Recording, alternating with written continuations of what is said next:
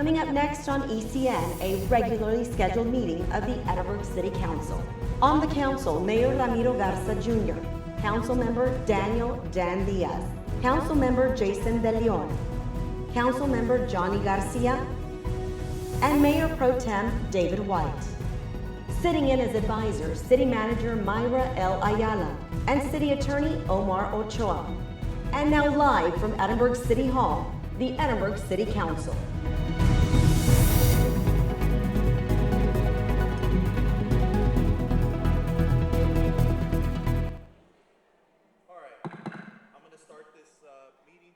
Of the Edinburg City Council. It is 6 o'clock by my watch, July 31st on Monday.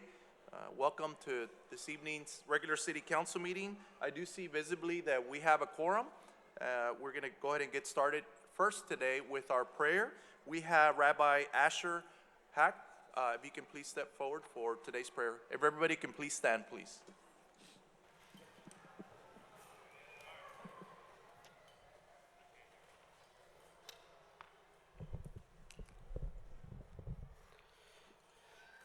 Good evening.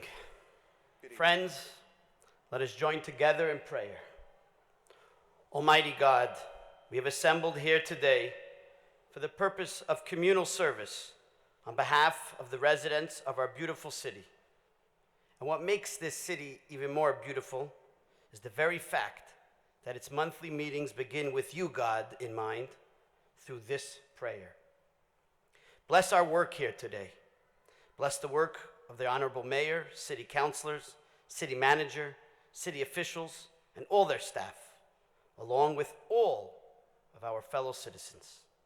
Bless us that our efforts bear fruit, good fruit, that our thoughtful, honest, and respectful dialogue lead to constructive results. Please guide our hand as we make important decisions for our community. In our civic service, we fulfill the mandate that you have bestowed upon us, instructed to Noah in his day, and conveyed through Moses at Mount Sinai, and re-inspired by the Lubavitcher Rebbe, Rabbi Menachem Mendel Schneerson, known as the 7 universal ethics of Noah. 1, to worship you and you alone. 2, never to curse your holy name. 3, not to commit murder. 4, not to commit adultery, incest, or any sexual misdeeds. 6, not to steal, lie, or cheat. And 7, not to be cruel to any living creature. All to make your garden, our world, which you have given us to inhabit, a safe, moral, and constructive place. A beautiful place, one filled with goodness and kindness that expresses the beauty of the divine intent. Almighty God, in the merit of our sincere efforts, bless us all with good health, success in all of our endeavors, and positive results from our work. Bless our wonderful city and communities so that it continues to prosper and grow to be a model city within our great state and our beloved country. Almighty God, bless us with clarity, bless us with strength, and bless us with peace and redemption. And let us say, Amen. Amen. Thank you. Please join us for the Pledge of Allegiance. I pledge allegiance to the flag of the United States of America and to the republic for which it stands, one nation, under God, indivisible, with liberty and justice for all.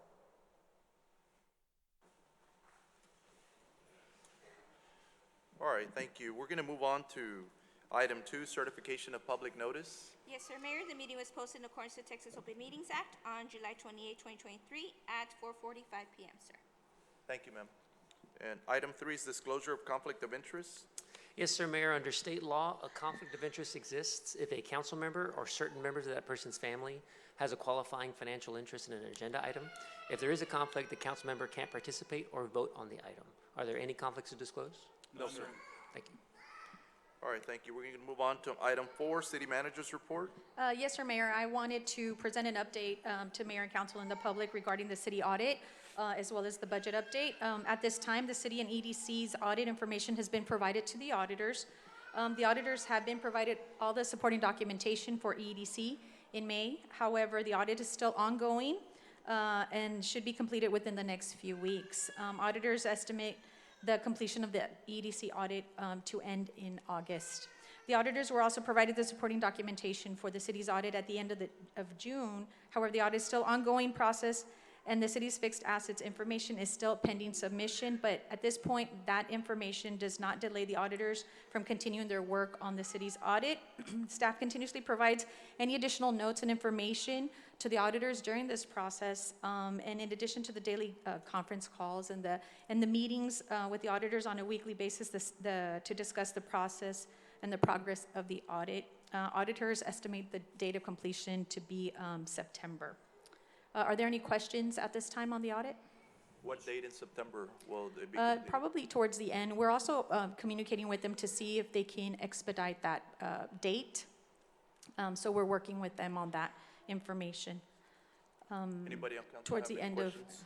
Okay. On the budget process is still underway. As you know, we did hold 2 work sessions to discuss the city's goals, objectives, and also their performance indicators for the different departments.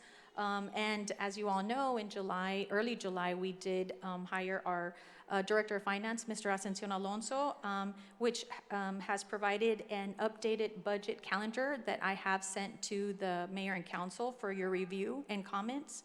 So the budget is still underway. We're still working towards having another work session August the 29th. That's a tentative scheduled budget work session date. Of course, City Secretary will coordinate with the council, make sure everyone is available at that time.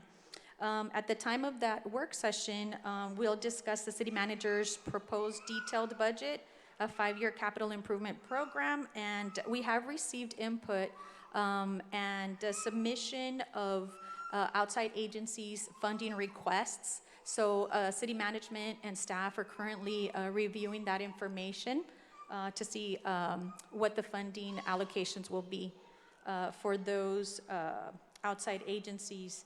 And then Finance is still reviewing the preliminary certified tax numbers that have been issued by the Hidalgo County Appraisal District. They were just issued this Friday, so the Director of Finance, Mr. Alonso, is still currently reviewing those numbers to provide council that data and information. Does anyone have a question at this time regarding the budget? Anybody have any questions from council? I just have a couple, Ms. Ayala. So August 29th, it's getting real close to September. Yes. Well, we have to approve our budget. So Yes. could we expedite that and have it on a regular meeting, let's say the 15th? That's when we meet, well, today, and then, of Yes. course, in 2 weeks, because our next meeting, September, after the 15th is September 5th. Okay. And then we have the 19th. We have to adopt our budget in September. So Okay. we just want enough time to Okay. get all the information and review everything that's been provided. I don't know, council, if y'all have any feedback, but what happens is otherwise we're gonna have to schedule special meetings, and Okay. I'd like to avoid that if we can. Okay, so I spoke to the Director of Finance. We'll go ahead and work on that requested date. But I'll go ahead and discuss with Director of Finance and then contact the council, let them know and confirm that we will be having a budget work session on that date. Okay, Okay. all right, thank you. Thank you. All right, anything else, ma'am? No, at this Okay. time, I do not have any other comments. Okay, we're gonna move on to proclamations. We have on item A, I know we have a lot of people here for this item, so we should have probably had this item first, so I apologize. But I'm gonna bring up now our Director of Parks and Recreation, Javier Garza. We're gonna recognize this evening the City of Edinburg Parks and Rec Department Little League Softball and Baseball champions for the 2023 spring season for 5, 6, 7, 8, 9, 10, 11, 12, and 13, 14 age divisions. Yes, sir. Good evening. Javier Garza, Director of Parks. I want to thank our city council and our mayor and our city management as well for all the support you give our programs. So successful, and without your help, it wouldn't be possible. I also want to thank our parents for trusting us with their children and with our programs. Without them, of course, it wouldn't be possible to have such a great baseball and softball leagues. Also, my staff, Eric Molina, Director of Parks. Also present is Ronnie Rodriguez, our sports manager, and also our supervisors, Sonny Rodriguez and Paul Ibarra, do a tremendous job out there to help us get this league going. With that being said, I'd like to bring up Ronnie Rodriguez to announce the kids and their coaches as well. Ronnie? Good evening, Mayor, City Council, Ronnie Rodriguez, Recreation Manager, Parks and Recreation Department. Tonight, I have the honor and the privilege to be able to announce our champions for this year, the 2023 Little League Baseball and Softball. This year was a great year. We had over 112 teams participate, so they're very excited. Thank you to the parents, like Mr. Garza said, thank you to the parents. We were having 18 to 20 games per night going on, Monday through Thursday. So as a department, we're very excited. Without further ado, we're gonna start with the Lady Vaqueros T-ball team, coached by Leo Trevino. First up, Avery Trevino, Emma Montenegro, Sofia Elizondo, Melanie Castillo, Sofia Castillo, Jocelyn Perez, Hazel Montalvo, Avery De Leon, Michaela Montalvo, Tennessee Martinez, Sofia Abrego, and Aria Fuentes. Again, this is our Lady Vaqueros T-ball champions for the 5 and 6-year-old division. Let's give them a round of applause.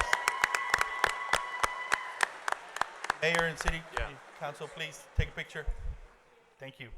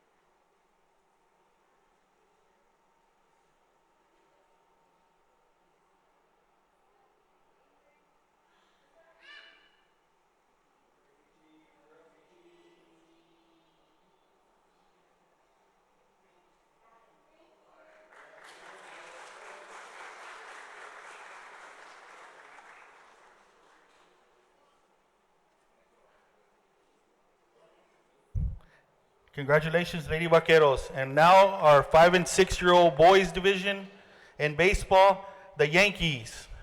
Team manager, Joe Michael Granados. The players consist of Jacoby Granados, Jeremiah de los Santos, Josiah de los Santos, Mateo Martinez, Omar Rodriguez, Danny Torres, Tristan Trevino, Rene Verduzco, Lucas Verduzco, Andrew Rubio, Elijah Salce, Noah Garza, and Liam Pimentel. Congratulations, Yankees 5 and 6-year-old champions, T-ball division.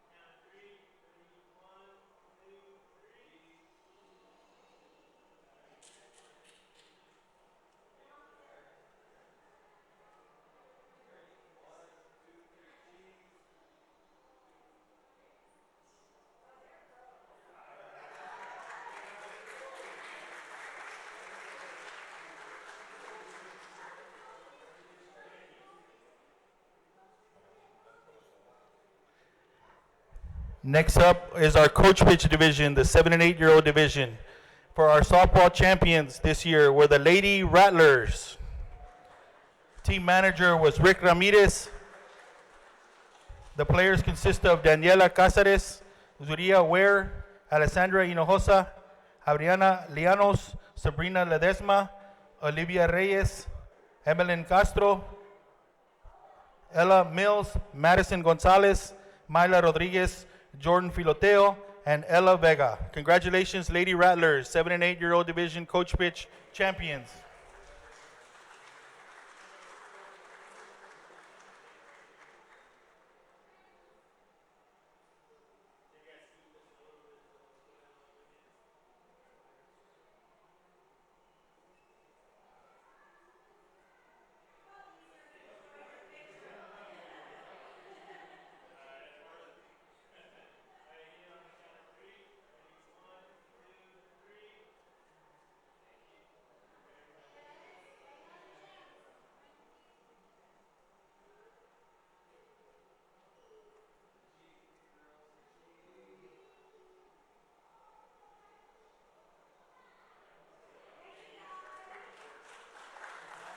Congratulations, Lady Rattlers.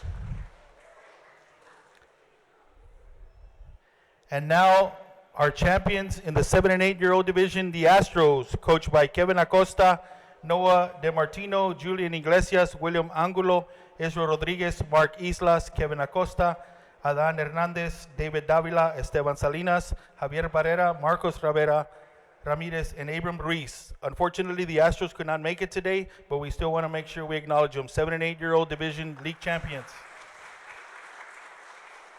And now in the 9 and 10-year-old Lady Cougars, also who were not able to attend, Emma Beltran, Kaylee Ramirez, Laura Zuniga, Emma Cantu, Delaney Rivera, Aileen Tijerina, Amelia Cortinas, Isabella Cantu, Alexandra Morales, Zahara McKether, Athena Navarro, and Leah Gonzalez. Again, these were the Lady Cougars, 9 and 10-year-old minor league division champions. Next up, the 9 and 10-year-old minor league division champions are the Astros, coached by Alberto Vasquez. The players consist of Matthew Vasquez, Adrian Garza, Ari Hernandez, Santiago Corona, Ascension Gonzalez, Easton Badillo, Diego Padron, Marco Vargas, Nicolas de la Viña, Adrian Hinojosa, Jaden Rubalcaba, and Gilbert Trevino. Again, congratulations to the Astros, 9 and 10 minor league division champions.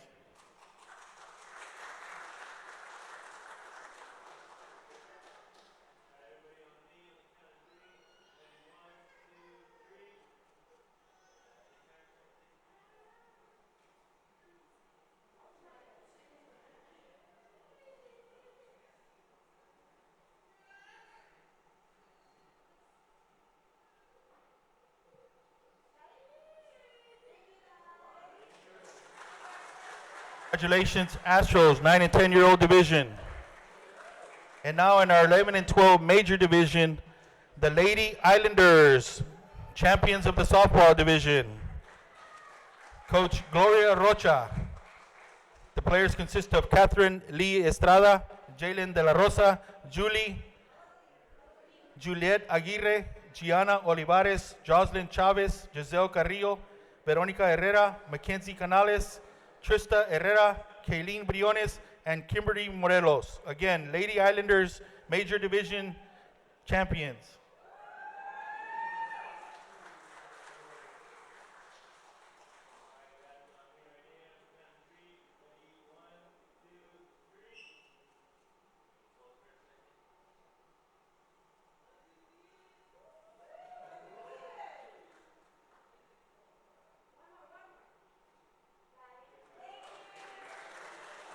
Congratulations, Lady Islanders. 11 and 12 Reds consist of Julio Castro, Alexander Castro, Andrus Castro, Alejandro Cantu, Caden Deaton, Vincent Rodriguez, Sergio Lopez, Max Levia, Riley Orozco, Zachary Solis, Ethan Fuentes, Jose Camacho, and Santiago Morales. Unfortunately, they could not be here tonight, but we'd like to recognize the Reds in the major division 11 and 12-year-old champions this year. In the 13 and 14-year-old division, coached by Arturo Martinez, we have the Lady Jayhawks as our this year's champions. The players consist of Angela Becerra, Nicole Luna, Maddox Wilkinson, Alexis Rocha, Ariana Alviso, Giselle Hernandez, Scarlett Diaz, Andromeda Reyes, Vivian Guerra, Kaylin Lerma, Maylin Cardona, and Victoria Martinez. Congratulations, Lady Jayhawks.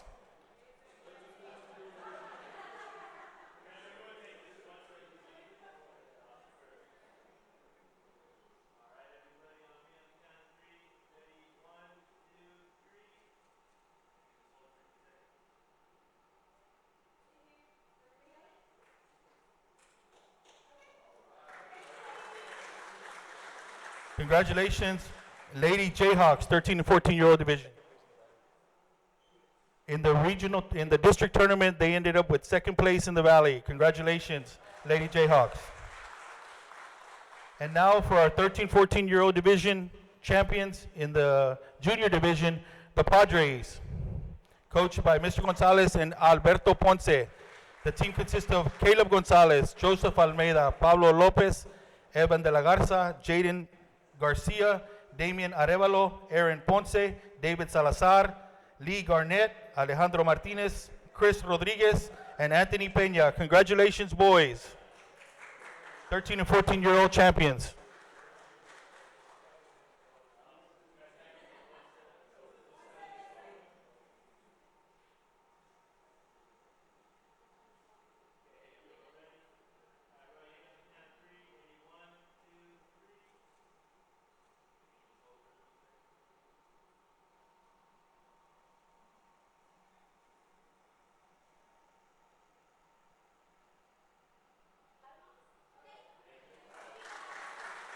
Congratulations to the Padres. They also represented the city of Edinburgh in the All-Stars 13U division, and they were second place in district. Congratulations. That's it.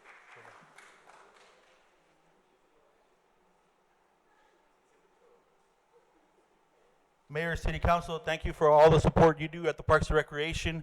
I also want to acknowledge our coaches. This year with the 112 teams, I'm happy to say that we had 100% volunteer coaches.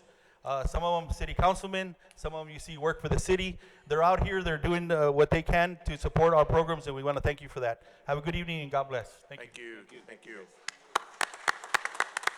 Thank you, Ronnie and Mr. Garza and all Parks and Rec staff. Thank you for all y'all do.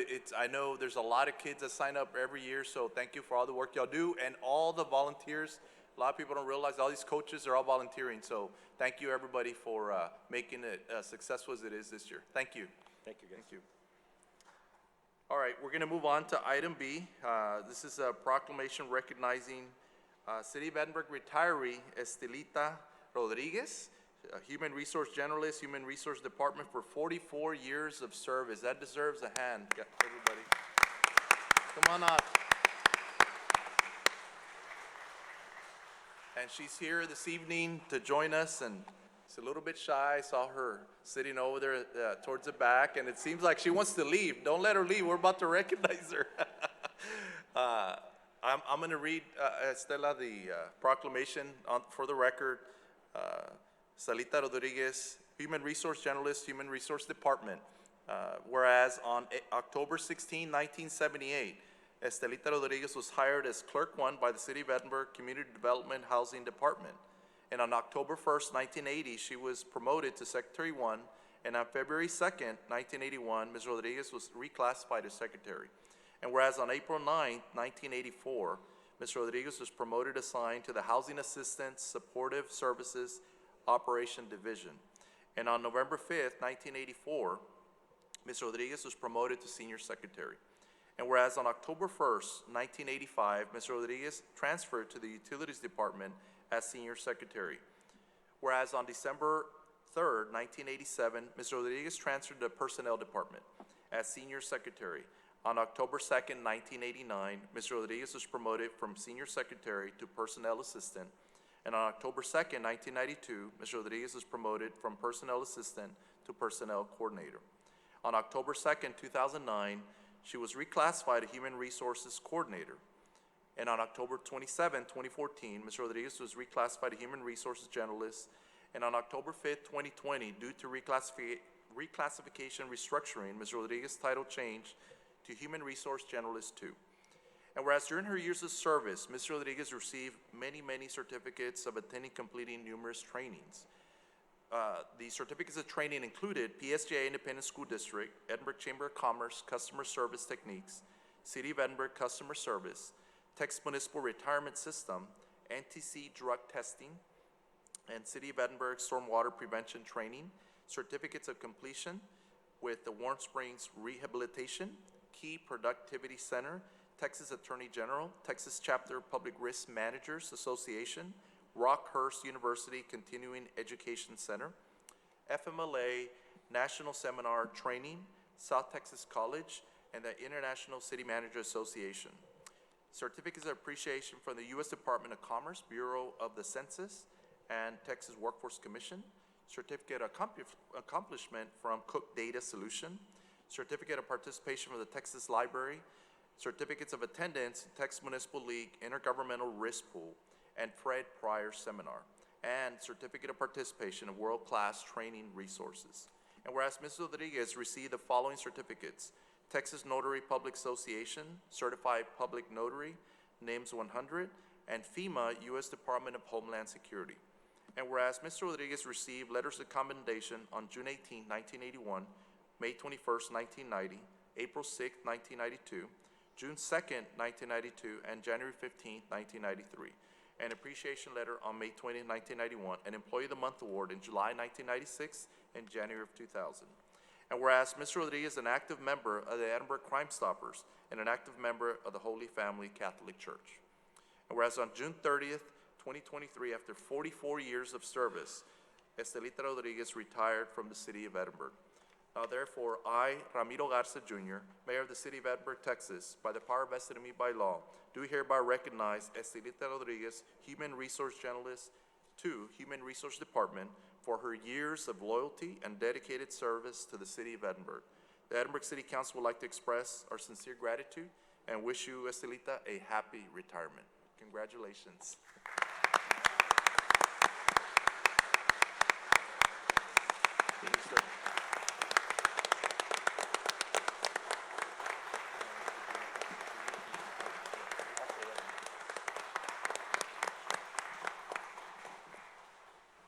You are on the history books, officially the longest serving city employee for the city of Edinburgh. Congratulations. I thought Peter was ahead of me. You beat Peter. Well, you're welcome to say any, I know you don't like these recognitions, Estelita, but I think it's more than deserving for us to take this time to recognize your years of service to our city, and we sincerely appreciate, you know, your loyalty, your dedication to our city, and all the mentoring you did to a lot of employees, including myself, when I started working for the city, so, but. I know I call you different names, but. I know you do. I was gonna say, Mayor, there was a little griping in there too. 'Cause I There remember- was, yeah. Was he a boss at some time? Was he your boss at one point? No, well, yes and no, but it's just that I called him different names instead of, well, I'm not gonna go there. I remember, yeah. I was here for your retirement luncheon. I think he already went through it already, Yes, so. yeah, we did. Yeah, well, thank you for all the long list. That only helped me not to mention it myself, but, just working for the city for this long, you know, I did gain a lot of experience, a lot of tasks, and with that in mind, it helped me with the employees that, you know, came in, you know, with the city to help us. But I did work with different department directors, as you mentioned, with a listing of all the ones that I Yes. went through. But I learned from them also. With that in mind, all the employees that I helped with, of course, they were all different. And a lot of them did stay as my friends.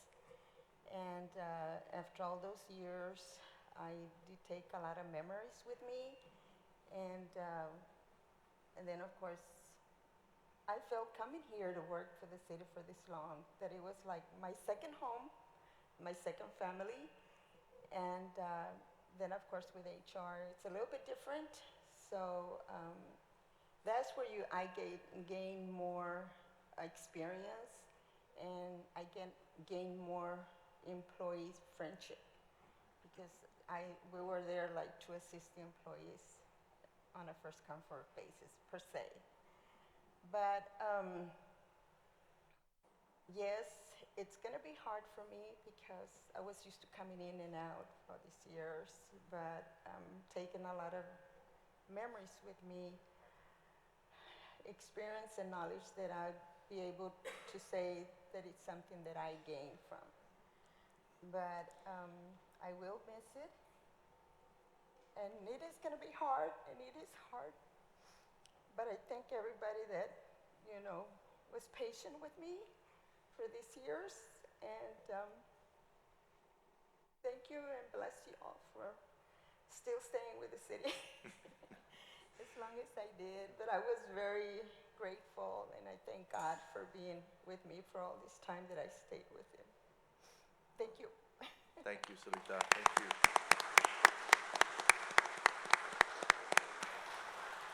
You know, and your remarks reflect who you are as a person, and I think for the city, what our city staff embody.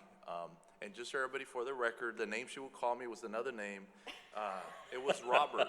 So she used to call me Robert for whatever reason, and I never corrected her. I would answer to Robert, because I didn't want to, give her a hard time. And so she's the first person I met when I got hired at the city, because she was the one at HR you had to go through, but she always made you feel at home. She always made you feel like everything's gonna be okay. And she made all the employees feel that way, some of them that are here. Thank you on behalf of myself and a lot of employees, because you really did, have an impact on them. And just your remarks right now show, how special you work to the city. And we just want to let you know that we appreciate, all your years of service. And, you are retiring, but you can always come back and volunteer, or, do whatever you like, because everybody here and everybody knows you. Yes, But thank you so much on behalf of myself, and I'm sure the council. Thank you. And, Thank your service and years that you spent here did not go unnoticed, and we really appreciate it. Thank you, and I appreciate that a lot. And blessings and good luck. And God is with y'all, as He was with me for all these years, that He guided me to a lot of things, But I hang in there. Thank Well, you. congratulations. We're going to go down there and take pictures with you, so, all right.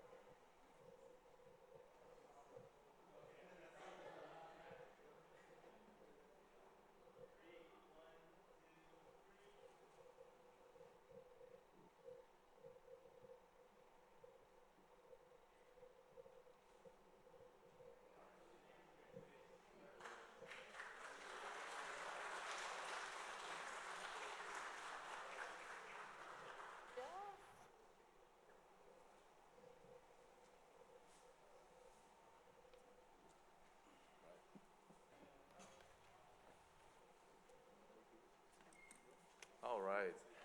So you're welcome back here anytime to volunteer, Mrs. Stella. All right, so we're going to move on to also with HR. We have an Employee of the Month, also award recipients for the months of April and May of 2023. afternoon, Belinda Torres, Director of Human Resources. Mrs. Delita, you said a lot for not wanting to come up here, so we appreciate that. Thank you for that. She's definitely left her mark here with the City of Edinburgh, and we appreciate her service. At this time, we'd like to present our Employee of the Month for the month of April, Ms. Arely Fuentes. She's a communications operator with the Police Department, and she's been with us since July of 2021. I'll let Chief Ayala tell us a little bit about her.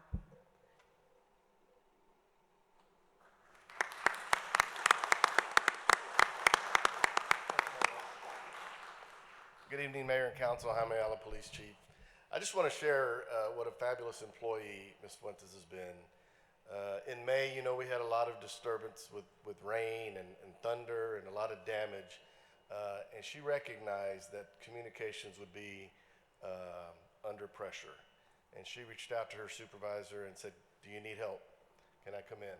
And obviously we needed help.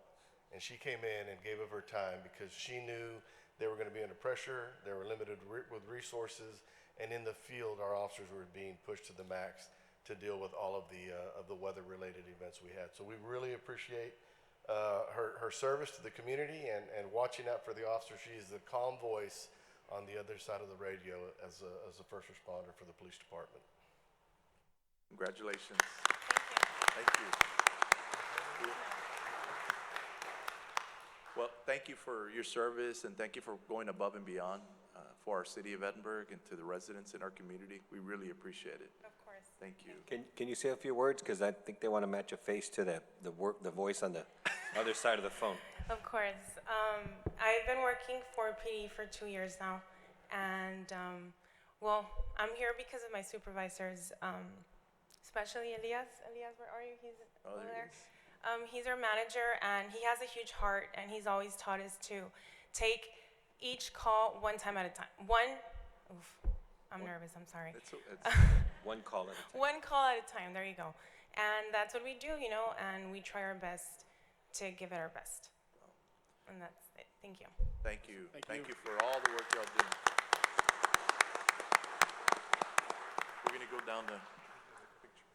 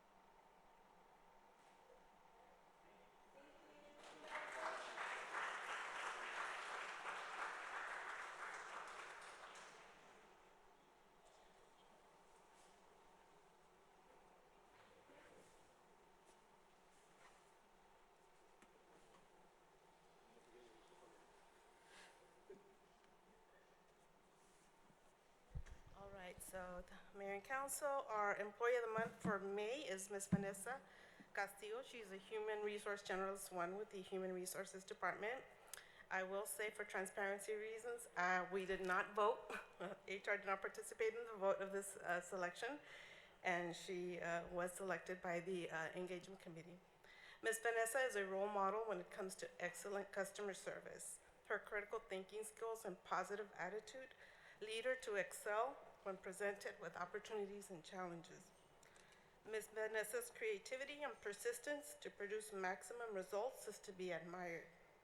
When coordinating events for city employees, she works very hard, creates a vision, and takes the task to an extraordinary level, as y'all can see by some of the events you've attended here for our employees. She strategically plans events to maximize engagement with one goal: to create a positive work culture for all. And so I'd like to bring Ms. Vanessa. Come on over.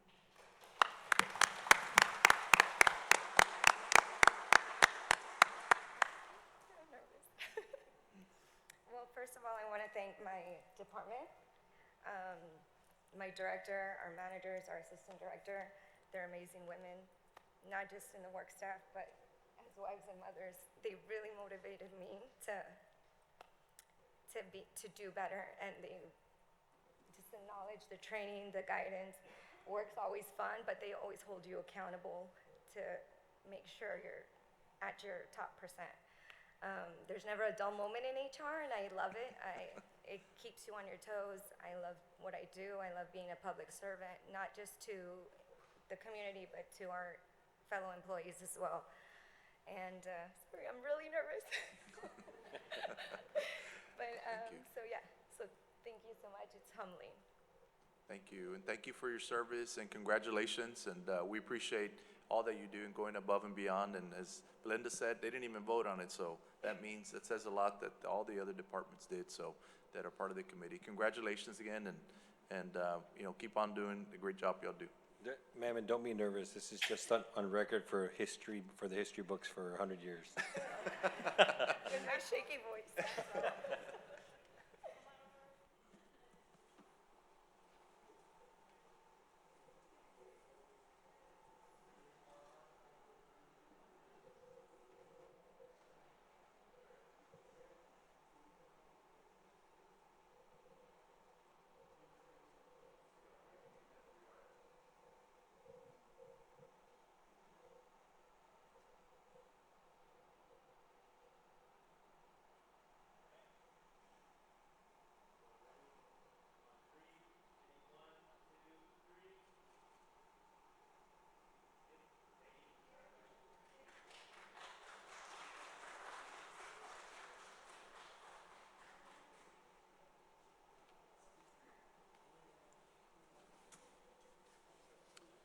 All right, we're gonna move on to presentations. Item A is presentation by the Public Works Department regarding our street paving report.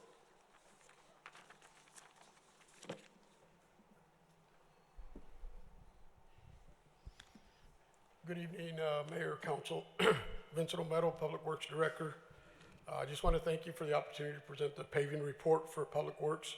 The report covers in-house paving performed by city crews under the Capital Improvement Paving Program. I try not to spend all day talking about paving because I love paving. We'll hit the highlights, and then at the end of the presentation, I'll be happy to answer any questions. I thought I was going to be able to read my notes here, so forgive me, but it's a different setup. Street improvements to date include 41.5 lane miles. This equates to 52 streets repaved at 32 lane miles of paving. 20 streets were seal coated at 9.5 lane miles, and a total of 72 streets at 41.5 lane miles were completed in total. We also did 2 city parking lots and 12 speed humps.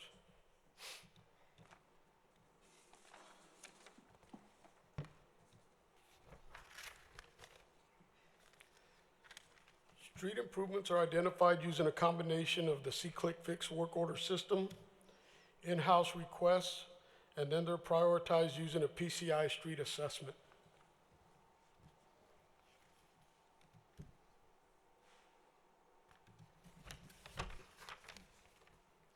The PCI is a street assessment used to determine the types of distresses and severity, such as raveling, longitudinal cracking, traverse alligator cracking, patching, and potholes. Once a street is assessed, it's assigned a score which is used to prioritize it on the paving list.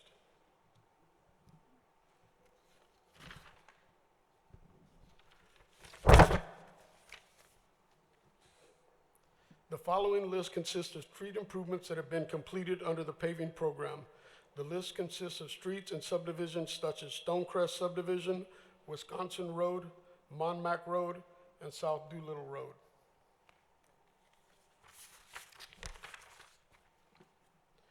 Summerfield Subdivision off Freddy, and Lemon Tree also off of Dawson. The following is a street preservation list, the list of streets that have been completed under their preservation. We'll also this is also Redbud, still part of the paving list. Redbud is the one that we're actually currently working on. Since to date, it's been updated a little bit, so we actually are only pending some, Redbud. Walnut was just recently completed.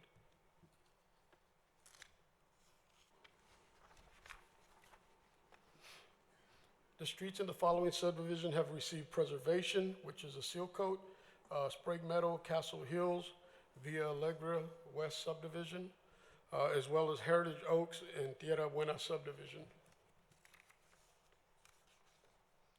City Hall and the Ebony Golf Course, also parking lot, were also preserved. This is an example of some of the quality of the work that the city crews performed. The streets are prepped by making any necessary repairs to the street before the paving or preservation improvements are made.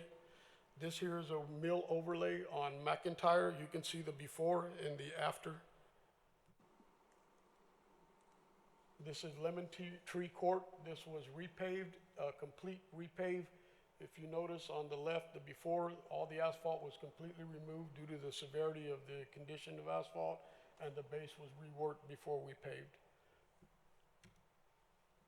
The next one is Canton Road. This was an overlay from Raul Longoria going from frontage going east to Raul Longoria. On this one, the note of interest is that this was a 2-lane road. Because of the existing width of the road, we were able to reconfigure through striping and create a 4-lane road, improving east and westbound traffic. The next one is Riverbend, Heritage Oaks, and Villa Allegra. These were preservations. These were all completed as well under this CIP program. This is Sugar and 17 and a half. This is a full duct reclamation, meaning that the base was bad as well as the pavement. We did this actually through a demo. The city crews did the work, but we had a demo equipment, and it's a full depth reclamation, complete reconstruction. This is something that we hope to be able to do in the future at a lot of the intersections. These are the pending streets that we have under the CIP program. Redwood is actually complete, and Baywood and Walnut are complete. They just finished those in the last few days. Redbud is still pending. After Redbud, we'll be going to Seminary Road, and actually Sprague Road, and then Seminary Road last. Once we finish these streets, we'll have exhausted the CIP funding under the current budget. We do have our 5-year list that we're submitting for your approval to request future funding also to continue paving in-house. At this point, if you have any questions, I'll be happy to. Anybody on council have any questions at this time regarding the presentation on street paving? I want to know why you like paving, Vince. You know, it's the accumulation of everything that we prep for. So when we're paving and the guys say, yeah, we're paving today, it's like finally it all came together.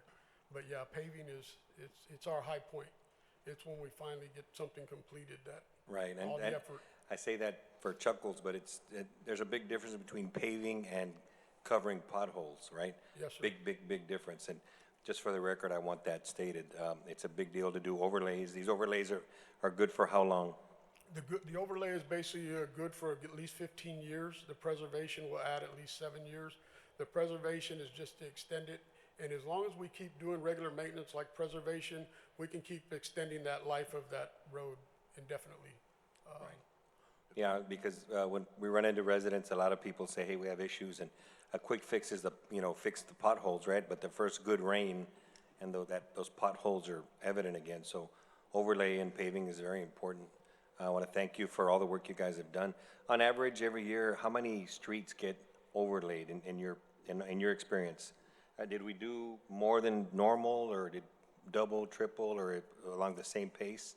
We've been doing more than normal because of the bond, the CIP funding, but a lot of that just depends on the funding. But what we've been establishing benchmarks since I've been here as far as what we can do, and what we can do is roughly and I left my other notes because they were on there, but roughly what we can do is about 1.6 million worth in paving, and then another probably 400,000 a year in preservation. That would, and every street is different. Some of our streets are 1,000 feet, some are 300, but that would translate, like in this year, I want to say it was something like, I read it earlier, but it was like 75 streets in all. So it's quite a bit. It's quite a bit. And so at the pace we're going, because I know there's a lot of other streets that need, you need, you know, some love and some touch, right? Yes. But at this pace, at what point, so it's about a year, 41 miles a year, is that about right? No, those are streets. Those are 41 miles of Yeah, streets. so and if you're talking miles, let me go back. The question I was getting to is how long would it take at this pace to make sure we encompass the city entirely? And is this with only one paving machine? Yes, it's with one paving machine, and we are limited. We have only a certain amount of trucks. But didn't we approve a second paving machine? We did not, but we will. We don't have the resources to man a second paving machine. It takes pretty much the whole street crew just to pave. I mean, you got drivers that are. We don't have the resources to man a second paving machine. Okay. And so my original question, at this rate, how long would it take to make sure that we cover all the areas of need? So in order to give you that answer, Councilman, we would need a full-blown street assessment, and which would be where they come in and they assess every street, we would determine what is acceptable as far as our pavement condition index, our PCI score. If we said, you know what, we can live with a 75, they're gonna evaluate every street, give it a rating. We're doing this all in-house with the same resources that pave. So they would come in and they have all the technology to give us a rating for each street, tell us what that street needs to bring it up to that level that we're asking for, a 75, and then at that point, they would give us the numbers that go with that and the number of years that it would take to do that. Correct. And just so people understand, the streets were done on as a need basis, right? The worst streets were done first. So currently, in the 5-year plan, we have over $7 million worth of streets. We have 250 streets already identified that need work. And those are pretty much the ones that need overlays. They're already in pretty bad condition. And we do have several, also about maybe 75 that would work under preservation. They're not too far gone yet. We can go and do minor repairs and then preserve it. A lot of the streets that you saw, they were in that condition where we might have had 1 or 2 little bad spots. We would go in there, do the repair, do all the crack sealing, fix any curb and gutter, and then do the preservation. And honestly, Councilman, they came out really good. I mean, everybody was pleased with it. And at the cost for preservation, we want to take advantage of that because that's at a lot lower cost than what it costs to mill overlay. Right. So And I will say that, I will say, a lot of this work, it causes a lot of headaches and heartache for the residents. We'll ask for their patience while we do this because the heartache is worth the product at the end, right? Yes, And I will ask staff to always just communicate with the residents. I think that's key. Let them know what's happening, let them know when you're gonna move any items that belong to them or are on their grass. And when we talk to them, then they understand the end goal. And I thank everybody for all their hard work. Yes, sir. Thank you. Thank you. We had Mayor Pro Tem. Hey, Vince, Yes, I know that one thing, just let the public know, you're only one storm away from being behind on all your work, right? The question I have is like, some of these streets here I see that are older subdivisions, and I'm not talking about the main thoroughfare type streets, because they definitely get a different wear and tear. I'm talking more like the residential, like Laurel Oak Way, we see some of here, South Pin Oak and stuff. Some of these are older streets, but I also noticed that we have some of our newer streets that don't seem to be lasting as long. Is that a fair? So and it's hard to say why, but it could be the mixed design on the asphalt. It depends if, the testing, the density, the compaction, whenever it was constructed, if it didn't have proper compaction, or if the mixed design on the asphalt was bad, or it wasn't, the right percentages. It could be a lot of things. It could be the load that's on the road. Some of these roads get, Yeah, I was trying to get away from the load side. That's why the busier loads, that's why I kind of stuck to residential. It's hard to judge a road that's getting a concrete truck down it every day and against one that's getting mom and pop's station wagon for us old folks. That's what I'm getting at. But do you work, I mean, from what you see on the roads and their condition, does your department work with our P&Z and that stuff to make sure we have the conditions yes, are we do. good for, the concrete that we're making, or the concrete, the paving, the curb and gutter that's being poured in our city and the new subdivision stuff are up to the standards that we want or that you're seeing? Because some of it and one of them is Yellow Rose. Yellow Rose I remember that street when it first came in. It needed to be fixed, but that street, there was hardly any traffic on that street. It's a dead end, 2 curves, nobody goes on it, but it's surprising that thing had to be redone. So to me, there was always like something wrong with the original construction that now that we are eating as a city, when it probably might have should have been the developer, didn't do the quality at the time. Is that something we, or maybe it's not fair to ask you, maybe it's for the city manager or somebody else. Is that something we're missing in our design and No, there's a city spec that they have to follow, but it's really honestly the workmanship, the skill set. If they know how to pave, then you're gonna get a good paving job. If they really don't, there's so many things that can happen. You can have good material, but if they take too long to get the material here and it cools off, it segregates, you're gonna have problems. And there's tricks you can do if you know how to pave, but if they don't know what they're doing, then they're gonna get out there and they're gonna have some issues. You may not see it up front. If the road is not sealed right with proper compaction, you're gonna have infiltration with water and you're gonna start getting potholes a lot sooner. So there's a lot of variables that could contribute to that. guess with you saying that, is that something we need to, when we accept the subdivision, is that something we should be checking? Well, Maybe it's it might be really Tom. hard. Tom might be the one to answer that, but Yeah, go ahead. I know a lot of the public would like to know answers to why. Good evening, Tom Reyna, Assistant City Manager. Good evening. Yes, Councilman, and to answer your question, the engineering department does do all the inspections for any of the subdivisions that were out there. We test compaction, the pavement design, the ultimate product at the very end. I know this is going to sound cliche, but what we have been noticing, and yes, we do look at those kind of things. With the heat now, the heat is extremely more now, so the oil is drying out. So that's what causes that mix to start loosening up. It's just the oil's drying at a quicker rate. So that means we have to do a faster section of preservation, just like we did here in the picture that's on the screen now, is try to reintroduce the oil back into that roadway. We're also looking at different pavement designs so that way we can catch some of this heat for that at this point. Appreciate it. Thank you. Thank you. Councilmember? Sure. Vince, I just want to thank you and your team for, the report on this preservation and of course also for paving. But I want to say thank you on behalf of the residents, because I know every time I call you, right away you're on these streets trying to pave them and get everyone prepared for the rains that are coming in. But I think we need to find a way to highlight your department a little bit more, because one of the complaints that we get a lot is, we have potholes here and there and you guys are not doing anything about it. But we need to highlight your department so that the community can see that our taxpayer money is really being used. And, we're seeing a lot more streets be paved now than behind, than what we used to be behind, years in the past. But, every time we see you guys, everybody's out there working at full force, and that's what it's about, us working for the community, and so that they can see the results of where their money is going. Because one of the number of concerns that people have, like, well, where's my taxpayer money? If taxes keep on going up, but we don't see anything, that's what y'all are doing. You are helping pave the streets, getting everything ready for this weather changes, and we appreciate it. Thank you, sir. Thank you. Anybody else? Just a couple comments on myself. Also, just wanted to reiterate, as the council members pointed out, thank you and your staff for all the work that you do. It's a lot of work. Our city's growing, and we're talking about heat and how the impact it's having, but it's also the growing pains we're having. We have so much more traffic on our roads, so that's adding to our challenge.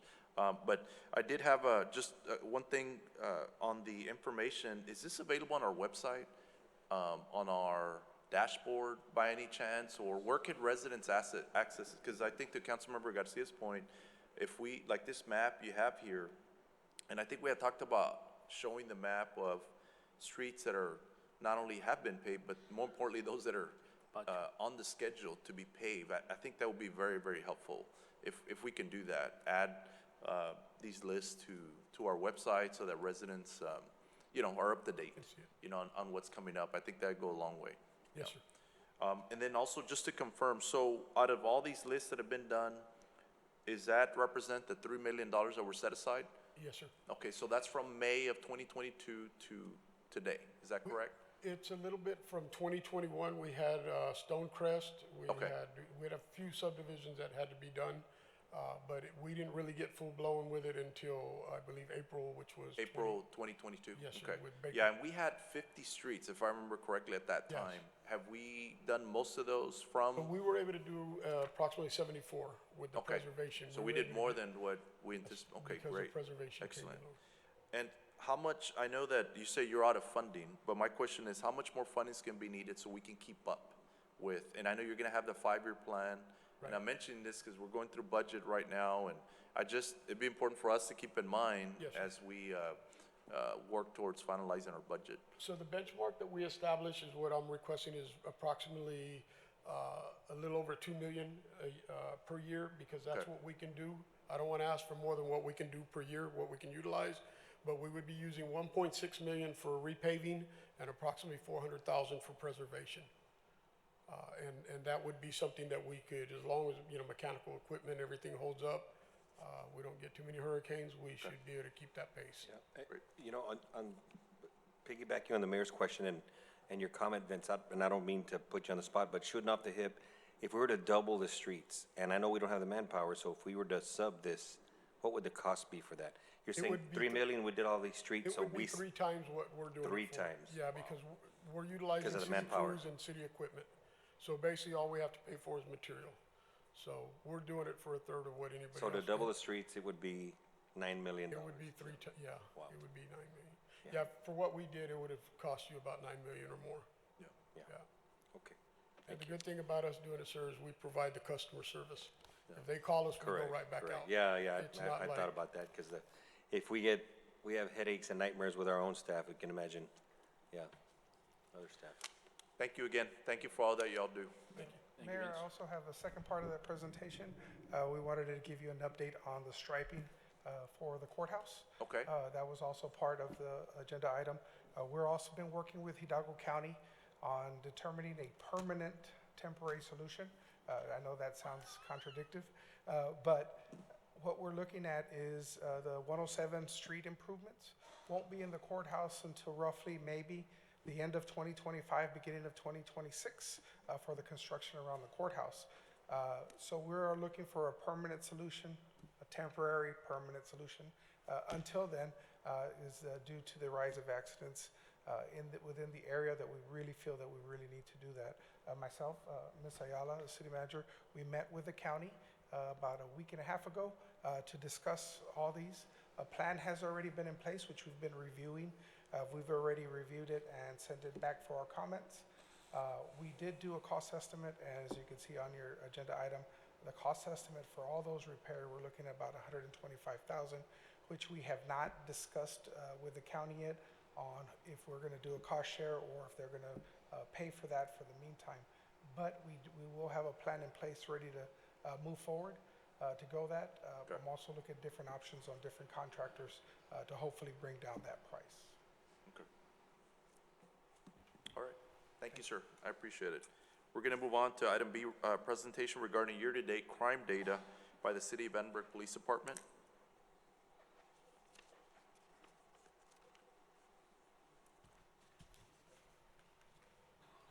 Good evening, Mayor and Council. Jaime Ayala with the Police Department. I want to first start out by sharing and inviting everybody to National Night Out tomorrow night, August the 1st. It's our 27th annual, the 40th National Night Out in our country. And so please come out to Municipal Park, begins at 5:30. It's going to be a great night with lots of things to do, lots of food, backpack giveaway by our mayor and council. And then we will end up the night with a performance from several bands, but Grupo Control will be there as our headliner. So Chief, what time do we need to be there and what's the best access point to get there? Because I know we're going to have a lot of people. The way into the park is off Raul Goria. Raul, but, so off of Sprague? It's off of okay. Sprague into Raul. Sometimes okay. And that'd be the entrance and exit? Yes. Okay, all right. Once we purge people at the end, we'll open other parts of the park to get people out. But parking's going to be limited. We'll have overload parking at HEB Park. And so there should be plenty of parking. We just might have some people that have to walk a little bit to get to the event itself. So thank you. Appreciate your support and you all being there as well tomorrow night. I appreciate the opportunity to share some data coming off the annual report from last meeting. We've had some things happen, and so I just want to be able to share some things that we are working on and working towards. So one of the things we do in policing is really look at data. Data is critically important. I want to share with you that we have currently 83 patrol officers and 2 traffic enforcement officers. Those 2 traffic enforcement officers are our motorcycle officers that work traffic details in school zones and throughout the cities and neighborhoods. As of today, we have 9 vacancies. As of next week, we will have 10 vacancies. Our next academy we expect to begin October, November in partnership with the Lower Rio Grande Valley Development Corporation. We have 4 officers currently in training in the field. should be getting them out soon. And we have 15 officers that are in the academy undergoing training now, and they'll come out after graduation at the end of September and go into their field training mode. So we should get them to us by the end of the year, early January. Our crime analyst is kind of the quarterback as to identifying crime trends, crash locations, data, looking where we need to deploy our officers. We currently have one crime analyst in the department. I'll share with you shortly in the next slide. We brought some training in. A department our size, they recommend that we have at least 2 crime analysts. Currently, we have somebody from the Texas Army National Guard that is assigned to the police department here in Edinburg. They're from the Joint Counter Drug Task Force, and we are able to utilize Mr. Trevino to assist us with our crime analysis as long as there's a drug nexus from that aspect. We've brought this association in several times to do training on data-driven approaches to crime and traffic safety. And basically what this is you overlay crash data with crime data, and then you deploy your resources to address traffic issues and crash issues, because you're also going to be impacting crime. This visible presence by officers doing traffic enforcement is proven to reduce crime from occurring in those same areas where you're focusing your resources. It's called the DDAX model, Data-Driven Accountability to Crime and Traffic. We look at calls for service on a weekly basis. Actually, we get a report every morning as to where we're having our calls for service, how many calls for service we had during the day. We do this, we have identified locations where we have concerns, high call volume, so that we can really focus our efforts into those areas. I have the diagram there on the right, and this is from the Problem-Oriented Policing website. If you can reduce one of the 3, the offender, the location, or the target victim, you don't have a crime.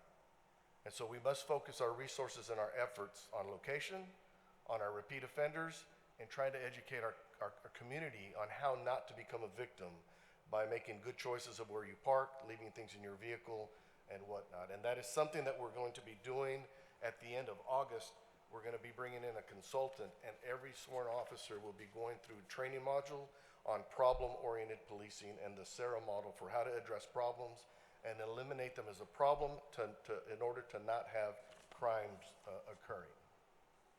This is just the face sheet of what we get weekly from our analysts. It is a very detailed map. It has repeat locations. It has high call volume locations. And I just wanted to share at least the cover sheet with you, because it is very detailed on the information that our analyst is putting in the hands of our officers. So when we look at performance, what are we doing with our time? We've made some decisions as of recent to try to free up more officer time to do more proactive engagement activities with the community, but also traffic enforcement and other types of enforcement to try to reduce crimes and crashes. This year, as of the end of June, we've made 14,232 traffic stops. All of last year, we made 19,303 traffic stops. You'll see the citations and the warnings. When I look at this, we're on pace to make over 28,000 traffic stops this year. That's a 45% increase from where we were last year. And I share that with you to let you know our officers are out there working. They're taking the time, they're doing enforcement, they're being visible, not necessarily to be punitive with citations, but to try to focus on correcting driving behavior so that we reduce the number of crashes that we have in our city. This is our motorcycle unit, which I mentioned at the last meeting. They're extremely active together. Over 5,500 traffic stops in 2022 this year already through June. They're over 3,000, so we expect them to be even higher than they were in their enforcement last year. Now, DWIs, we've talked about internally quite a bit. I've talked with our city leaders quite a bit about DWIs in our city and how DWI is a problem for us in the Edinburg community. Last year, we made 342 DWI arrests. July of 22 to July of 23, we've made over 404 DWI arrests. Currently, as of July, middle of July, we have made 225 DWI arrests, which tells me we're on pace to break 400 for this year when we were at 342 last year. That's two things. Are more people driving impaired, or are officers taking stronger action to identify those that are driving impaired and removing them from the street? We can never tell how many lives were saved by the arrest that was made, just like we can't tell the crime reduction by visible patrols in the neighborhoods. Now, you can see June, a difference of 2 DWI arrests. But what's important to this is not just the enforcement, it's education. Since February of this year, we've done 29 DWI-related presentations in schools, even with law enforcement federal partners and our stakeholders, to educate our community about how dangerous it is to get behind the wheel of a car if you are impaired. And sadly, I bring you to this slide because last Monday night we had a very tragic accident in our city. One that is an anomaly and doesn't happen very often, but has happened in years past. Of these 6 crashes resulting in 9 deaths, I'll just go down the list. Motorcycle crash, solo vehicle, a construction worker on North 281 that was working with a crew, another motorcycle at 25th and Wisconsin, a single vehicle. We don't have toxicology on those motorcyclists back yet. 20th and University was somebody on a pedicycle and was struck by a vehicle. Then we had the pedestrian right here by the courthouse at 10th and Cano. And then on last Monday night, we had the head-on collision that occurred on Jackson. Last year, for the entire year, we had 3 fatal crashes. So it's a concern for us. We recognized this in June when they started. In fact, I had information researched, put information out. On Friday night, we had a fatal on East University. I put something back out Monday morning. Within an hour, we had the auto pedestrian by the courthouse.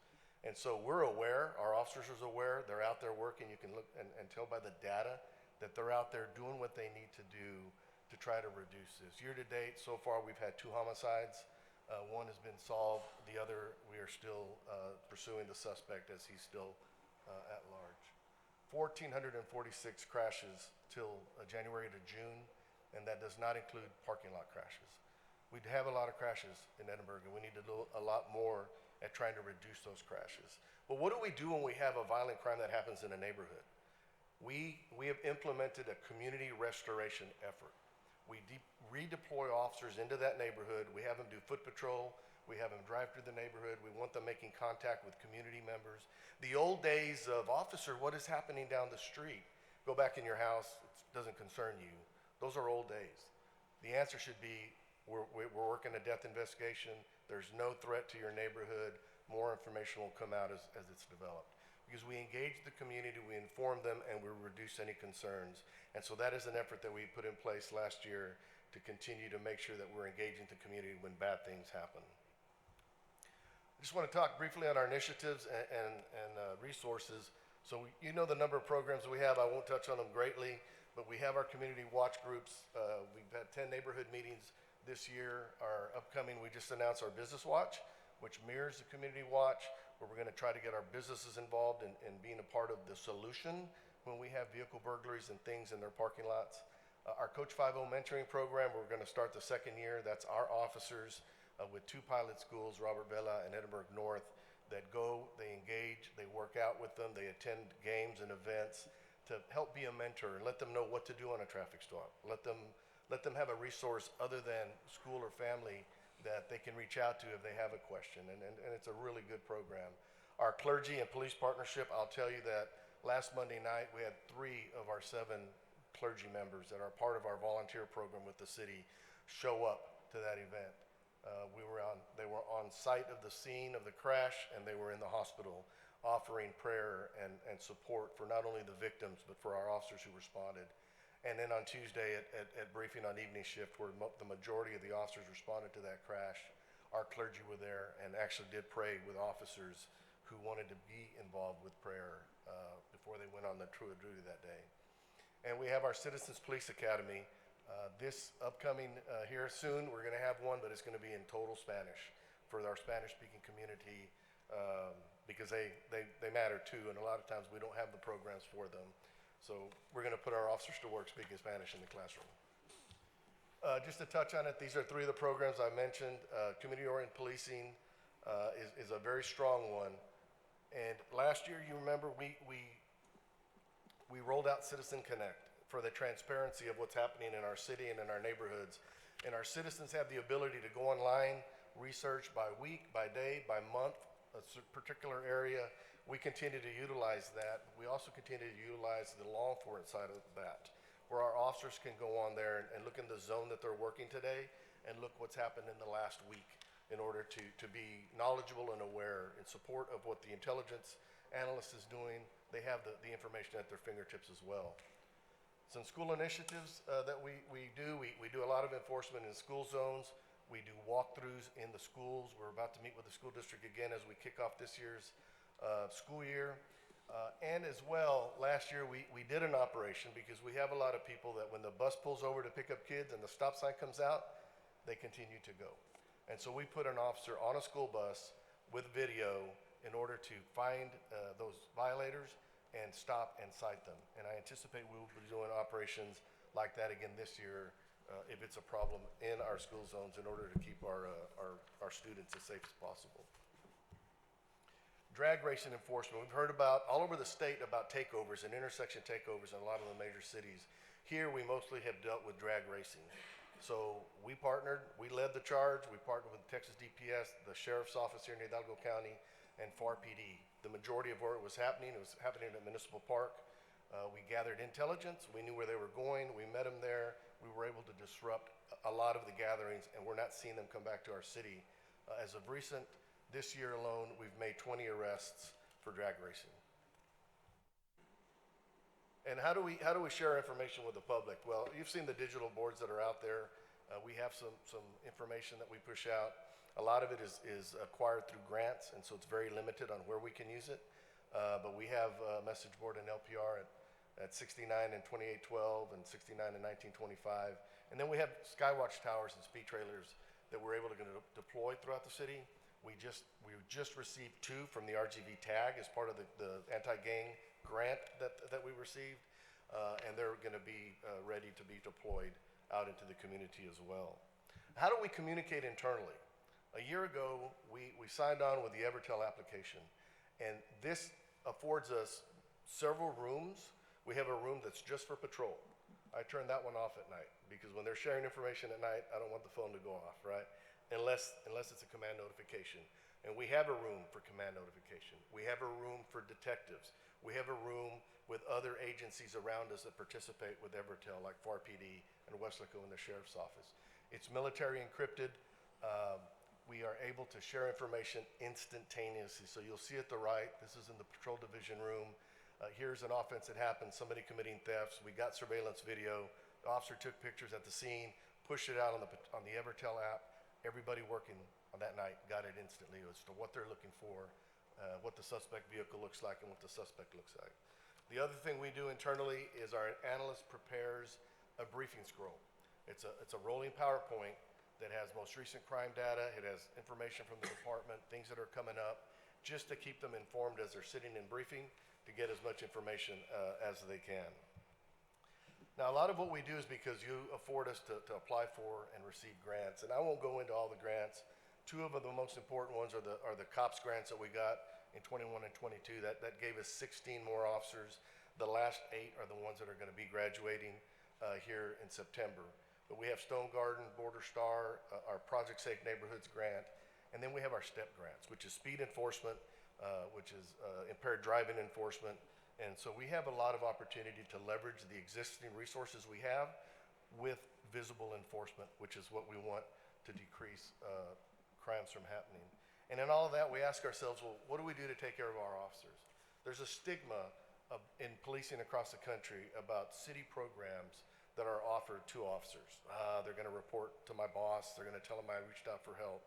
We were able, with the grants department, to acquire a grant this past year for mental health for our officers. And just this week, we started issuing out this purple chip. And on this chip, there's a therapy dog and a phone number. And our officers can call this phone number, give the code word we've given them. They can make an appointment to see a psychologist. By law, they have to give their name. However, they don't give us the name. They just send us the bill, and currently we're able to pay that bill with the grant that we currently have in place still. So there is an anonymous avenue for our officers to get help, and we know that some officers have already signed up to reach out to do that. And so in addition to what we offer as a city, we were able to get this grant, and it's been extremely effective. Now, we can't do any of this without training, and we know the academy occurs, we know a lot of those in-service trainings occur, but here in Edinburgh, we don't have consistent in-service training.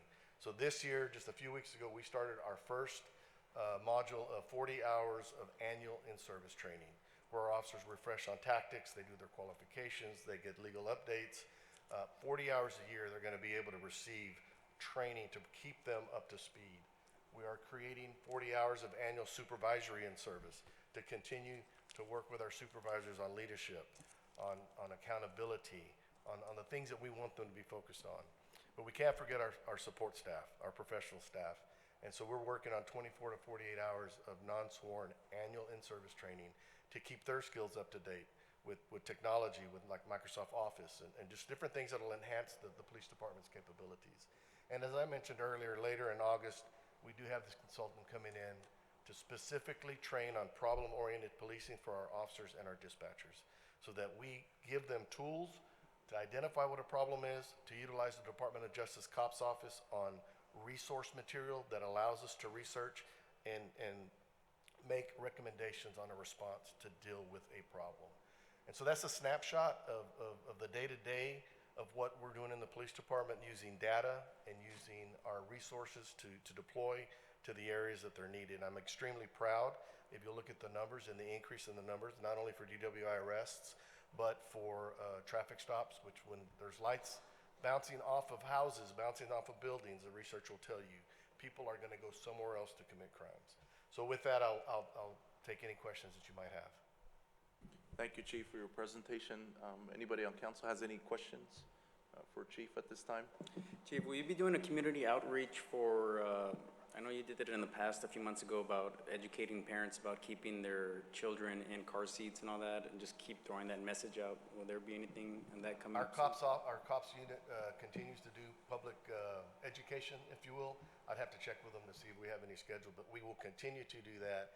And we are focused, I failed to mention, next week we will be doing a press conference to roll out a new initiative dealing with speed and impaired driving.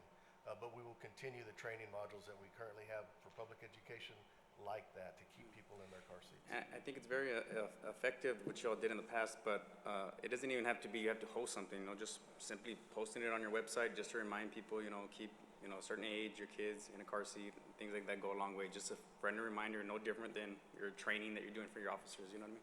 Absolutely.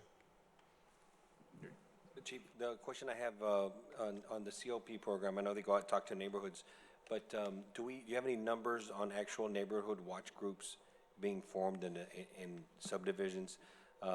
My area, they're real interested in doing it, and I just think it's a way to get the community involved with policing. Also, I know you once mentioned about residents who can sign up to give PD access to their camera and footage. Can you touch on that a little bit?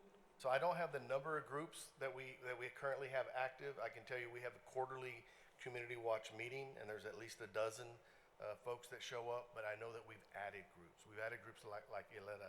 We've added the one that's there north of Vela, where you just put up the street signs because of parking during school. And we continue to want to add those groups, and that is an effort. The next step that we're gonna wanna try to do is Citizens on Patrol, where members of those groups actually log their hours to patrol their own neighborhood and report things that are suspicious. And there's some other neighborhood-based programs that we'll look at over the next 6 to 12 months. The second part of it was cameras. So currently, we don't have the ability to pipe in camera feeds. In fact, this year's budget in our capital outlay, there was money to start trying to create our own camera system in and around the promenade, right? And we're still researching and working on that. But there is a real-time crime center software that we've looked at, that we've demoed, that allows those neighborhoods to give us access to their feed.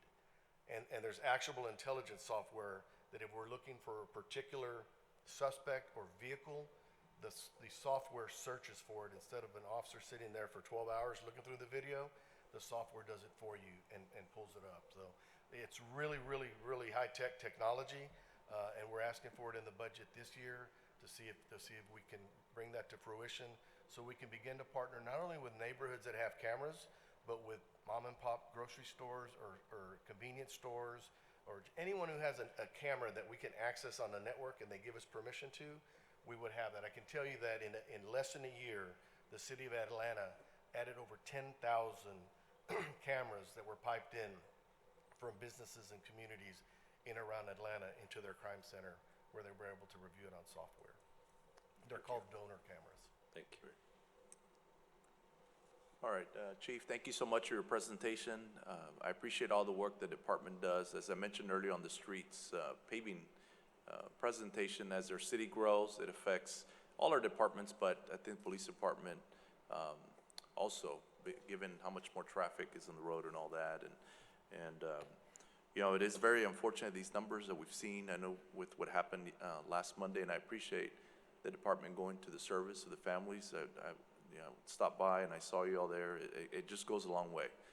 Poor family, that's 4 family members. And, you know, anything that we can do, anything that we can come up with to help advocate and make people aware, it goes beyond, in my opinion, DWI-related incidents, just distracted driving, just, you know, just simple slowing down in areas that, you know, all those things contribute to accidents. And so, you know, let us know if there, I know you have a press conference coming up. I don't know if you mentioned that. August 9th, right? Yes, sir. But any events like that we can come up and help advocate and just make our community aware, just let us know, and we're happy to do it. I can tell you, we truly appreciate your support, because we wouldn't have the resources available to deal with the things we're dealing with without your support and without you all giving us the tools that we need. So thank you all very much. Yes, sir. Thank you. Thank you, Chief. All right, we're going to move on to item 7, public comments. Yes, sir, Mayor. The Edinburgh City Council allows for a specific portion of the city council meeting to be dedicated to public comments. Public comments are limited to 3 minutes. I will be taking time. Please note, the public comment period is not interactive. The council may not respond to public comments. At this time, Mayor and Council, there are 2 public comments. The first public comment is Fern McClarity. Reminder of the penalty, interest, and collection fee. Yes, I would like to tell the gentleman about potholes on McCall, between McCall and 10th Street on Chapin. I don't know what you're using, but if it even barely sprinkles, it's gone. It's been removed. So it's an older road, but there's a school over there and we have a lot of traffic. So I'd like to see some over there. I gave you this form. It shows penalty, interest, and collection fee charges. This is what someone, if they don't pay their property taxes in January of the following year, February, then all the penalty and interest starts. Each month it goes up 7%, 9%, 11%, 13%, on top of what you already owe and you couldn't pay. In July, the delinquent tax firm puts in at 15%. So by the time you go around, as I'm always telling y'all, the next January, the taxes that you owed on the year before, the interest and penalty, the total fees is 39%. So that's why I'm always hollering and talking about your spending and things, because there's a lot of people that are being stuck. We can, so far, are able to pay our taxes, but there are a lot of people that can't. And today I also have signed up for agenda items, and one of them is 8A, which I'm hoping before you vote on it that you will answer the question. We're giving city property to the university and the ECISD. The market value is $63,360. And the justification is the university project seeks to bring new student housing and more vibrant on-campus life in the downtown area of the city. Both the ECISD and the city have signed an agreement to sell. I called our president school board and she didn't know about it, so I'm trying to find out about that. But once again, each time we look up, the university is constantly purchasing, buying, giving, whatever property that belong to the people. And they own, I believe, on Chapin and Sugar, a huge piece of property that they're not doing anything with. And then on 10C tonight, you have eminent domain.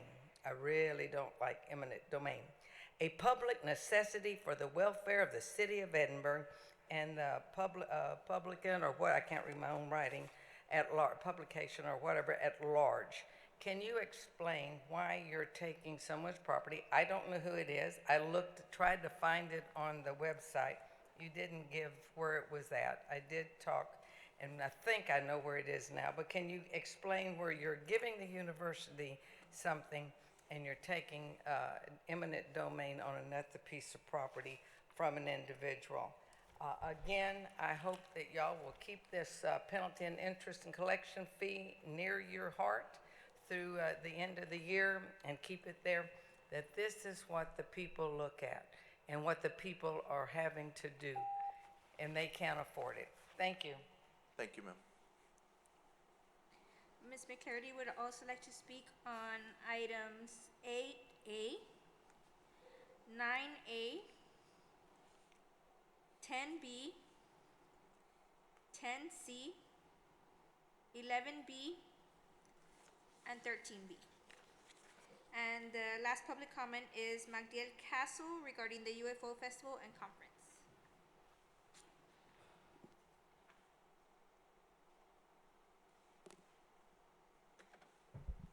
Good evening, Mayor, Council. Thank you for your constant and continued support. My name is Magdiel Castle, Assistant Director of Cultural Arts. This marks the 13th Annual UFO Festival and Conference happening here in Edinburgh on August 11th and 12th. The festival will take place here in the courtyard on the 11th from 7 to 11. And the conference will be at the Region 1 Education Service Center at 1900 West Shrunier Street. The festival focuses on an event that happened here in Edinburgh in 1966, which inspired the festival. Now in its 13th year, we invite the entire community to come out and put on their tinfoil hats and get their laser light show activities going. We have a DJ show at the end of the night, and the conference will be a ticketed event at the Edinburgh Region 1 Conference Center. Thank you. Great. Thank you. Okay. There are no other public comments, Mayor. All right, we're going to move on to ordinances, item 8A. And I know we have a comment, but I got to ask for a motion second first. This is to consider ordinance abandoning, vacating, and conveying portion of public street known as North 6th Avenue from the south right-of-way line of Peter Street and north right-of-way line of Coon Street within the city of Edinburgh to the abutting property owners, Edinburgh Consolidated Independent School District and the Board of Regents of the University of Texas System. Council. Motion to approve. We have a motion. Is there a second? Second. There's no we have a second. We had a question before we proceed, and then I'll ask if there's any other discussion. Go ahead, ma'am. Just, explain why you're doing this and what it's for, if you would, because I had a couple of calls and I know a little bit about it, but not enough. Sure. I'll have our city manager address that one. Yes, sir, Mayor. So this item is basically being brought before you for your consideration on a request that there is an easement on a piece of property on the school districts that the school district owns. So there's a transaction that's being held, if I'm not mistaken, Omar, there's a transaction that's being held through the school district and the university. But in order for that transaction to clear, we need to be able to abandon this area. So it's an area that's not used. We're not utilizing this area. And so in an effort to continue that project, this is being requested from the city. Okay, are we able to disclose what the plans are at this time? I think that was part of the other question. And I only ask our attorney firm because I'm not sure, but.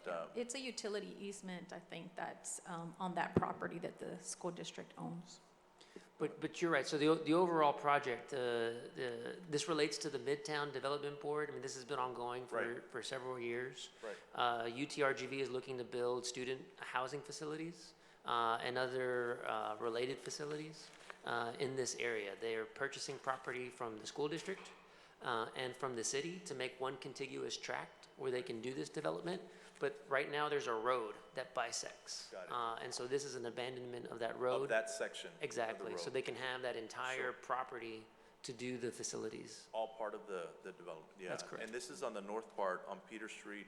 I'm referring to friends, that section right there between, what is it, Sixth Street, and Seventh, right? That goes into the parking lot of the school district, right? That's The correct. section that we're talking about? Yes. And Correct. this will encompass all that area, I guess. That's correct, yes. Yeah. I don't know, that answers your question? Okay. Yeah, Ms. Fern, so there was a piece of property there that the city owned that we did sell UTRGV. This is just that abandoning that street, Yeah. that easement. All right, any other questions, discussion by council? If not, I'll call for a vote. All those in favor of the motion, please raise your right hand. All those opposed, same sign. Motion carries. Item 9A, contractuals. This is to consider authorizing city manager to enter into job task order number 2 with Alvarado Architects and Associates. This is part of RFQ 2022-006 for architectural services for the renovations of animal care facility for an amount not to exceed of $55,000. So moved. We have a motion and a second, and there was also a question on this item. Yes, I was just saying that I know that the county is looking to build their own and not utilize the one over there on Trenton. So how much have we been paying the taxpayers to do the Humane Society compared to what y'all are looking at now? Is there a big difference? Is there big savings? And hopefully we'll do a better quality. I know that the news showed the dogs were underwater and the county got a bill and then they were told the animals they wouldn't take any animals. They'd take the money. So that's why I was asking. Sure. Yeah, I believe this is part of our efforts to supplement what we're trying to do, as far as animal care in the facility. This is just to add to our facility, is that correct? That is correct. At our existing facility, but the relationship will continue. We have to work with Palm Valley at this time. This is not to go on our own. This is, as I understand, to supplement what we're doing. Yeah, Ms. Fern, so if I may interject, just like I asked about the paving, $3 million investment with our own manpower, if we were to sub it out, it would cost 3 times the amount. It's on our site. I think we spent over $1 million on cats and dogs to the Humane Society. So we're trying to bring that in, right, rein it in, because every year it jumps. I think Chief was one of the advocates for this because apparently PD did that way back in the day. And so we thought if we had our own system, we could at least pull back on that large number, have our own facility and use, not get rid of any existing relationships, but try and see if we can mitigate some of the cost on our own. So this will not be the Humane Society, this will be the cities? Yes, This would be that's the Okay, correct. I'm misunderstanding. Okay, Yes. thank you. Yeah, Hopefully with- and if I may add, this is, obviously what we're doing here is just part of what we can do to address this challenge. It's a challenge throughout our city, throughout the county, but we need to work together with Palm Valley, with our residents. And with we need to county. do a lot more awareness and education of this issue, but this is just doing our part, as Councilmember Diaz pointed out. I think we've met with Palm Valley on this issue. They actually welcome this improvement we're looking to do because it's going to overall help not only our city but the area. So, anybody else have any questions from council? Can you add anything that we didn't say, Gil? It's just an expansion. This is only to start the design process. We currently have 15 kennels. We're looking to go 3 to 4 times more. Great. Thank you. All those in favor of the motion, please raise your right hand. All those opposed, same sign. Motion carries. Item 10A, this is resolutions. This is to consider resolution and approve fiscal year 2023-2027 consolidated plan and strategy, which includes a community development block grant, fiscal year 23-24 annual action plan for the proposed use of funds for the period beginning October 1st, 2023 through September 30th, 2024. So moved. Second. We have a motion and a second. Any discussion or any questions?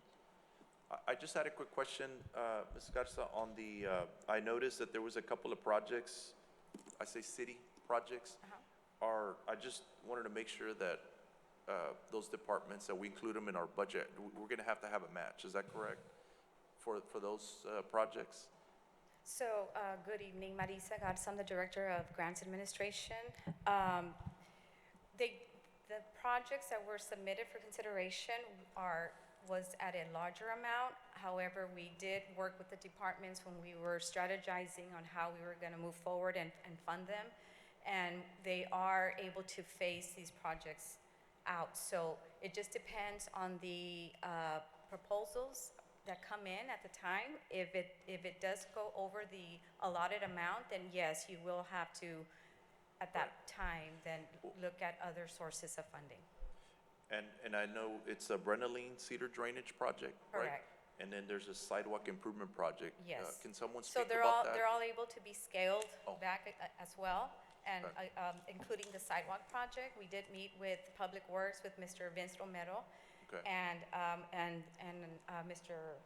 Hinojosa Mardoqueo to make sure that we were able to scale the project back and that it would still be, completed and functioning, would be able to function with the amount of money that we're going to provide.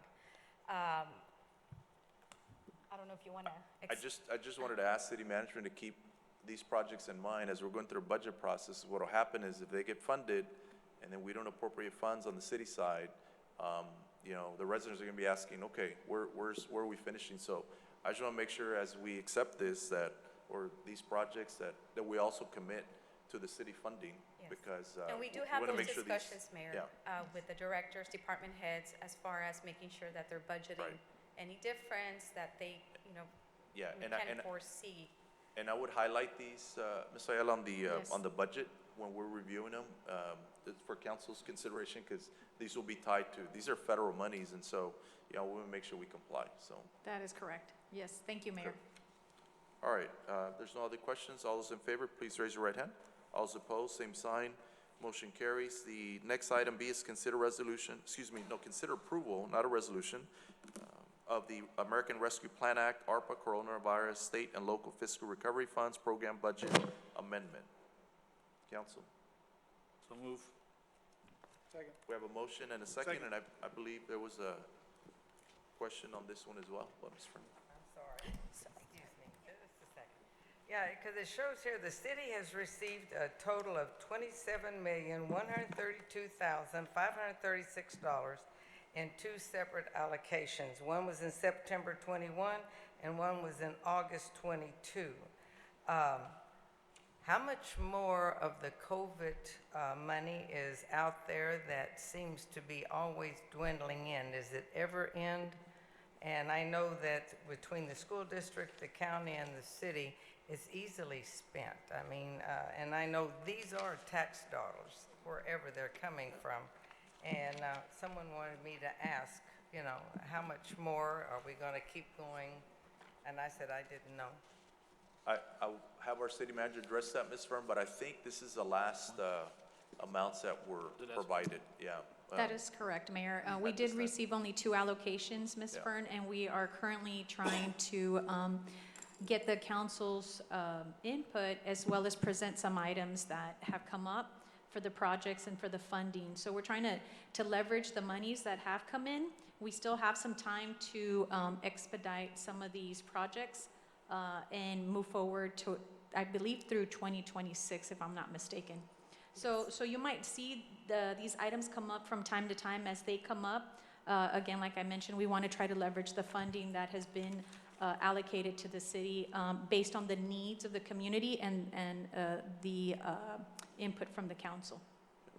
And I believe online we have don't we have a listing of all the projects? Yes, sir. Of our. Yes, sir. Is it on our city side? Do y'all know what link, just so that the residents can go to it? I believe it might be under the Department of Finance if it's not through the Department of Grants, because it's a resolution that is It should be is finance. approved. So I believe it's on there. Okay. As the projects get approved or the items So get there's approved. a link under fiscal transparency on Okay. our website. Under Finance But Department? that's under Finance, that is It's- correct. yes. Okay. But I do want to say, if I may add, Mayor, that the ARPA funding, just to further explain and clarify, has been allocated to the city, and we've had this funding. We do have projects that are underway, and there has been a surplus. So we are able to, then we want to maximize these funds. So we're able, as other projects come in, city manager will reach out to our office, and, well, the departments and the city management team will meet, and then they come to us to ensure compliance for these additional projects. As we're adding them, my compliance team will be reviewing everything Yeah, and and let me just, see it through its life. yeah, let me just answer for Fern, just for clarification, our amounts was allocated from the county, correct? No, This no. directly from the. No, It's these- different. Yeah, was another- the first allocation I believe you might be referring to is the CARES. That was the This one's, CARES Act. yeah, this one's ARPA. Yeah, so, yeah, there was a CARES, CARES Ms. Act. Fern, that was given to the county. They spread it out throughout the cities, and then this was ARPA. And this was all back in 2020, around that time, funding was coming in, and there's been a plan on the 2 tranches that were coming in. So it's not new money, it's just old monies that are finally, they gave us a few years to utilize.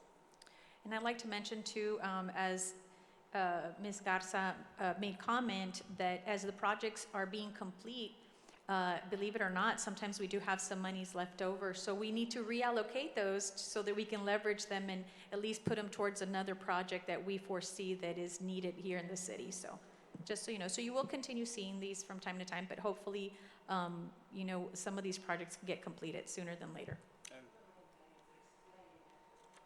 And Yes, ma'am. ju- Thank you just- for that question. Just to answer the part of your question too, is as far as I'm concerned, if the federal government or the state government wants to keep giving us money to do something with, I'm gonna take it. Now, it is tax dollars too, you know, in general, but I'm not gonna sit here and say no and deprive my citizens of the benefit of that. So any dollar they wanna send down here, I'd be happy to take it if we've got a good use for it. Unless Put we've it got to some work. match to it that we can't afford, is a different story. But if the feds or the state, the county wants to send some money over here, I'll open my pocket and we'll take it. Our pocket for the city, not mine. I'm not, yeah, that's gonna cost me a vote or two, right? Yeah, and But for, that's what I mean. yeah, and for the record, part of this funds is what we used for tax relief last year, just as a reminder. That was, Yeah. I think, in the previous year, that, this current fiscal year. So if there's still funds available, it's up to council if they want to do that again this year, this budget year. So just trying to put everybody on the spot here for this next budget. pressure. But, anyway, so that's what was used, this last year. But it is being put to good use, and I urge all the residents to, really go into that fiscal transparency, because you have all the projects there. All of them are listed, where they're at, and I appreciate all the work that staff is doing, so. And in this latest budget that we included in your packet, it does have all the most current expenditures for all the projects. Yeah. We Okay. updated that. We worked closely with Ms. Segura to do that. Great, thank you. All right, there's no other discussion. All those in favor of the motion, please raise your right hand. All those opposed, same sign. Motion carries. Next item C, this is to consider the use of eminent domain to condemn property. This is a .067 acre tract of land out of Lot 49 in Lehigh Plaza, Hidalgo County, Texas. Out of 7 except, this is all the legal description of the property, 7.5 acres lying east of Centerline Railroad, described in warranty deed dated October 3rd, 1972, recorded in volume 1337, page 110, deed records, and approving a resolution determining a public need and necessity for acquiring property and authorizing the filing of eminent domain proceedings to acquire property. Motion to approve the resolution. We have a motion, is there a second? If I may interrupt, I'm sorry. There's a specific motion that's required by state law. Okay. If you look at the cover sheet, it's on the last paragraph under part 2.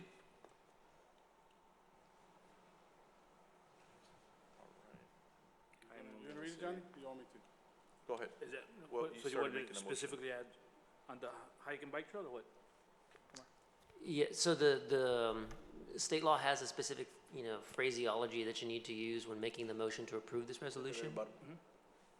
And so to the extent you want to approve the resolution, there's language included in there to use for the motion. Can you refer to this section again, Omar? Oh, I'm sorry, sure. It's the cover page for this agenda item. And it's the last paragraph of section 2, which is the description and scope. The paragraph begins, if the city council wishes to proceed with the authorization. It says, Johnny, where it says I move. Where is it? So we have to add that part of it. Yeah, we have to That's read for it the as, resolution. as Okay. That's for your stated motion. there. Correct.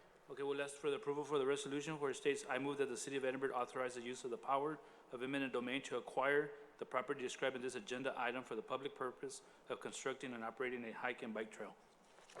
Yes, is there, Thank you. that's a motion. We have a second. And we had a question on this as well, I believe. It was just as a backup on it, it had said that this was taken property from a taxpayer for eminent domain, and I can't find that, here it is. That a public necessity for the welfare of the city of Edinburgh. Can you explain why it's a public necessity, I guess is the question we're asking? And Right. And at large, the public. So if you just kind of answer what that. Sure. So that it's for public improvements. So there's a hike and bike trail that's being built along this corridor, and this is a section of property that is still needed to complete Is this that. one with all the owners? With the No, no, multiple no. owners? No, so Yeah. I guess let me Sure. phrase a little bit. So there's a grant that we received from MPO back in Right. 2019. By the time it got executed, it became 2020. And we received about $800,000 in funding, plus the $400,000 that we threw in. And McAllen also threw in another $400,000. And this is to build the hike and bike trail to connect both cities, us from Jackson going to the city of McAllen, McAllen connecting on their 2nd Street side into their ditches. This particular project required 2 parcels. On one of them, we have been able to agree with one of the property owners, which was a larger tract. This is actually the southeast corner of the intersection of McCall Road and Wisconsin. This is the only pending parcel to be able to get the project into construction. Plans are at 100% already. Okay, were all the owners notified about us trying to do eminent domain? Were they all notified? They were notified. It's only one owner. This is, So one owner for this parcel, one owner for the other parcel. The other parcel we agreed on this one. We did not agree to terms based on the And they appraised knew value. about today's council meeting? I'm sorry? They knew about coming today at today's council meeting? They know that that it was coming. We did send the final offer, and that's how it occurred. Yeah, and for the record, what did we offer and what was the disparity? What were they asking? Are we able to discuss that? You can discuss it, but it is also subject to confidentiality as well. So it's up to the council if they want to retain that confidentiality or not. Okay, well, I'll rephrase. How long did we talk to the owner and try to offer him a fair settlement, and what was the conversation back? Without mentioning numbers. Let's just say that we started we appraised the property back in March, and the offer was sent as soon as we got authorization from Appraisal council. value was the offer? At the appraised value, and it was a significant amount. 2-3 times? More like 35 to 40. 35 to 40 times of appraisal value is what the property owner wanted. Yeah, Correct. I just wanted that for the record. And after we said we could only, by law, we can only offer appraisal for the most part, Counselor? For the most part, there's a little bit of wiggle room for negotiations, but appraisal value is generally the market value, which is Right. what's required. Definitely never 35 to 40 times appraisal value. Anything else you want to add, Gil? No, sir. that we need to let the public know is we don't take your land. It's kind of a forced sale at market value. That's fair? And so eminent domain, At, we still pay market on market value? Is that what happens? We still pay for the land. We still have to pay for So land. we're not taking anyone's property away, we're paying them market value when they wanted 35 to 40 times the value for the benefit of the greater good. And we would have lost roughly $1 million in other improvements if we wouldn't get this piece of land. Right, we lose the rest of the hike and bike trail. That's because we don't correct. have this- we can't complete our portion. Correct. And not only our part, but the city of McAllen's part as well. Don't worry about us. We would've lost ours, right? Well, we're together in this. We have an interlocal agreement with them. And most importantly, the safety, the hike and bike trail, we need, the sidewalks, be safer for the people to ride their bikes, and I think it's just important for us to take that initiative and acquire that property. Fern, I guess what they're really trying to tell you is we did everything we could to negotiate with the property, and then finally, this is the last step where we as a council feel that this needed to go, so we don't lose another portion for Okay. what's best for I our just know- total community. I just know as a property owner, a lot of times, we don't want to sell our property for whatever. And like I say, I don't know who owns this or anything, but when we don't want to sell, that's what hurts. Yeah, and that's why I do was want to state, asking. and I understand that, and I do want to state for the record, this is .0, and I know it's any property size, .0678, which is about A slice. 2,100 square feet. I just want to state that for the record. We're not talking about a 5-acre tract or this is a section of property on the north part of their It's a property. parcel that's 22 feet in depth. Yeah. Right. Well, I was just looking at one point, y'all mentioned or something, I heard the 7.5 acres. and I Yeah, know what we have to now I- state for the record, the legal description, it's out of that, but it's, as Ms. Hinojosa pointed out, was it 22 feet? A 22 feet section of right of way. Section, yeah, and it's just the front section of that property. Not anybody's home, it's just a front section, which actually is gonna make improvements all through that area. And it is a right-of-way piece, so it was always intended for improvement or expansion. All right. If there's no other discussion, I'll call for a vote. All those in favor, please raise your right hand.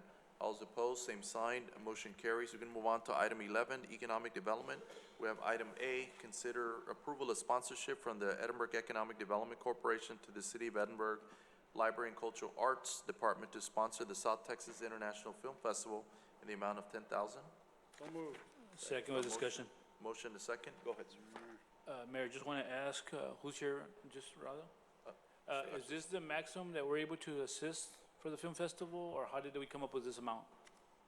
This amount was basically we came up with the amount because we had a budget that was about to be exceeded. But it was also because we did an economic impact analysis, and based on that economic impact analysis, a $10,000 sponsorship is a good sponsorship for the amount of attendees and also for the amount of projected expenditures for that weekend. What did we assist them with last year? Do you know? Last year, they didn't ask for anything because they did everything virtual. Okay. Was it virtual? Was it last year or? No. No, last year was $20,000. 2 years ago was virtual. Yeah, because I know last year we attended, so we're doing less this year than last year? We're doing less this year than last year, correct. Okay. Is there any way that we can help with more, or is this the max? I'm only saying because it gets bigger every year and we're decreasing. Last year was 750 attendees, and before that, there was a little bit less because it was virtual. But council can override what. I'm just asking, you're the one Yeah. that leads the department, so I'm just asking. Yeah, no, our recommendation was $10,000. The board agreed with it. It was a unanimous vote by the board. Right. All right, thank you. Anybody else have any discussion? If not, I would just ask if there is additional funds needed, can we use a hotel occupancy tax for this, since it is bringing people to the city? Yes, the hot tax can be utilized for an event such as this. I know we have a lot of people coming, so just. Right. I will add, so this discussion, go back and forth, Councilman Garcia. We asked, the initial ask, based on recommendations was for the 10. To give the other 10, we asked for an impact study. EDC, of course, as you know, has been separated from the city. It's its own entity now. We're trying to establish guidelines on sponsorships, on how much they want to give for each festival.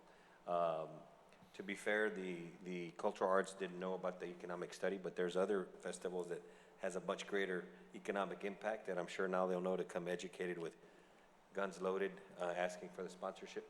And before we agreed on that, we had also reached out to city manager to make sure that the hot tax could be utilized to cover the other 10. But of course, it comes to council for approval, so we can always change it if we think so.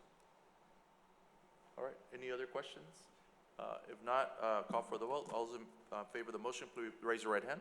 All those opposed, same sign. Motion carries. Item B is to consider approval of fiscal year 22-23 semi-annual report presented by the Edinburgh EDC Board to the City of Edinburgh City Council. So let me introduce myself. Raul Garza with the Edinburgh Economic Development Corporation. One of the provisions in the bylaws of the corporation is to make a semi-annual report. That's the report that's in your packet for the first 6 months of the fiscal year.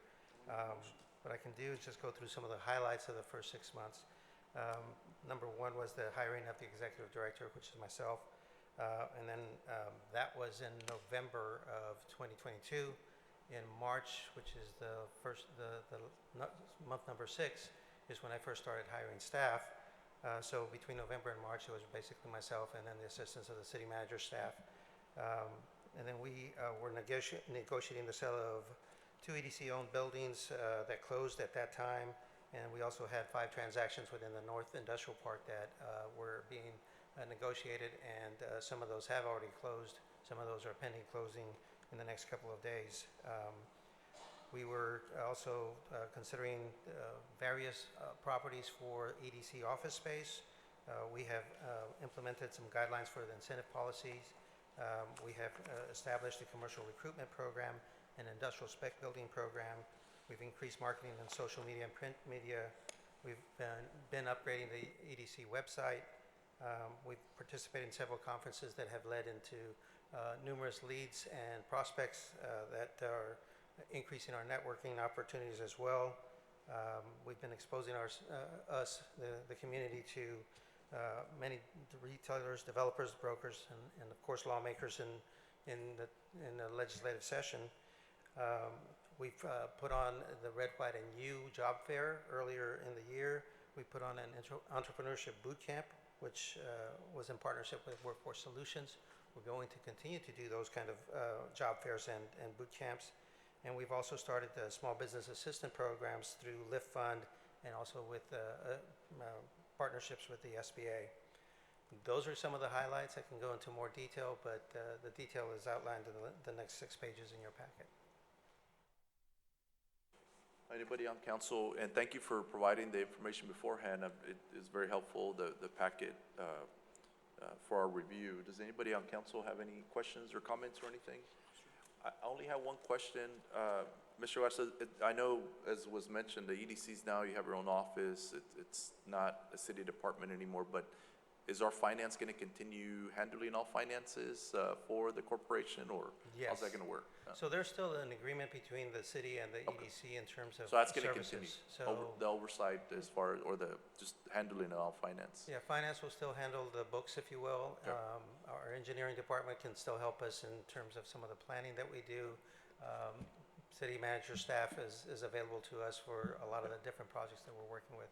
So we're still working closely with each other. As a matter of fact, even though we're not physically located within City Hall, our phone system, which was just established today, is such that if you call City Hall, they just patch us up into our offices. So nothing else has changed other than just a physical location. Great. Right. All right. And I will add, what I'm happy with, council, is that we're trying to establish guidelines on incentives based on revenues, performance, number of jobs, wages, where before it was kind of, there was no real, somebody would get some, somebody would get little, somebody would get a lot, and it depended on who was on the board. This is now kind of standardizing, and so every time someone asks me, hey, will the EDC help, now we refer them to the website, say, hey, look, there's incentive packages there, see if you qualify for something. Now, of course, if there's an item or a store or a business that the city of Edinburg is demanding, right, we're going to do whatever it takes to make it happen. But overall, it kind of standardizes what the EDC does, and it's just trying to make it a more organized, professional packet. All right, I appreciate the initiative for the small business, because we do need to, help them as much as we can. I know y'all have partnered with Lift Fund. So we're as I having understand. an information session with Lift Fund coming up on Thursday. And then we also have some other programs that we're working on right now that will be coming up in front of you all for final approval. And then we'll be implementing some of that, which is some grant programs for parking lot improvements, landscaping, and that type of thing. Yeah, thank you for mentioning that. So some of the ARPA monies that were not used initially for the facade program, we want to reward some of the smaller mom and pops, restaurants and businesses who have parking lot issues that would never get addressed. We want to see if council will let us utilize those other funds for parking lot improvements, among other things. All right, if anybody else does not have any questions, I'll call for a vote. All those in favor, please raise your right hand. All those opposed, same sign. Thank you, Rodo. Other business, council, is there any items that you would like to request? There was made the a motion? There was not a motion. Okay, I apologize for that. Motion to approve. We have a Second. motion and a second. I thought there was, so thank you. All right, now I'll call for the vote. Radel made the motion. All those in favor of the motion to approve the report, raise your right hand.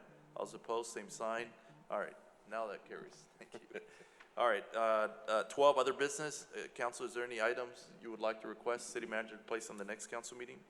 Yes, Mayor, I'd like to have the sign ordinance put on the next, political sign ordinance specifically, because, I mean, the reason is this, when the political signs were being put up early in violation of our ordinance, and I came and called the city hall to find out what's happening with that. Apparently there had to be a discussion on whether we need to enforce that law or not. So if we need to have a discussion whether we need to enforce it, we need to just discuss whether we need it. All right, okay. All right, anything else? We have an ordinance. You'd like that ordinance We have an brought back? ordinance, but apparently before it could be enforced, because signs were being put up illegally, we had to have a discussion with our legal counsel and everyone else whether we were gonna enforce the law. So, I mean, if police department has to have a discussion with legal counsel before they enforce a law that's on the book, then we have an issue. So obviously, we must have an issue with this ordinance, and I'd like to have it addressed if there is an issue. Yeah. Well, I understood it was full in effect, but that's okay. We can't discuss it today. We can bring it at the next meeting. I understood it was in full effect, but That's anyway. exactly what I understood. Yeah, okay. Well, if we could just have that, do you want the actual ordinance or just? Well, we need to address the ordinance if there's an issue with it on Okay. why they had to have a meeting So prior we to can put enforcing that back on. Okay. Anything else, council? Any other items? If not, I'll move on to item 13, consent agenda. We have items A and B. Is there a motion? So moved. We have a motion and a second, and I believe, unless I'm mistaken, Fern, did you have a question on item B? I had one, the last B, and y'all already voted on it. I had written it down. I was hoping he did discuss some of, on 11B, and, to go into a little bit, because I did pull up the balance sheet and stuff on the other gentleman, not the Oh, one I'm sorry, you've already Fern. moved on Okay. past me, but Okay. and my thing was, I know I looked here, Santana, again, 4,205,000, I think, and then Santana, we'd just like a little explanation, and I was hoping he'd do a little more than just the things that they've been doing for their office and stuff. And then the second one, that you're on right now, that you haven't voted for, I just wanted you to explain it a little better, someone to explain what it is.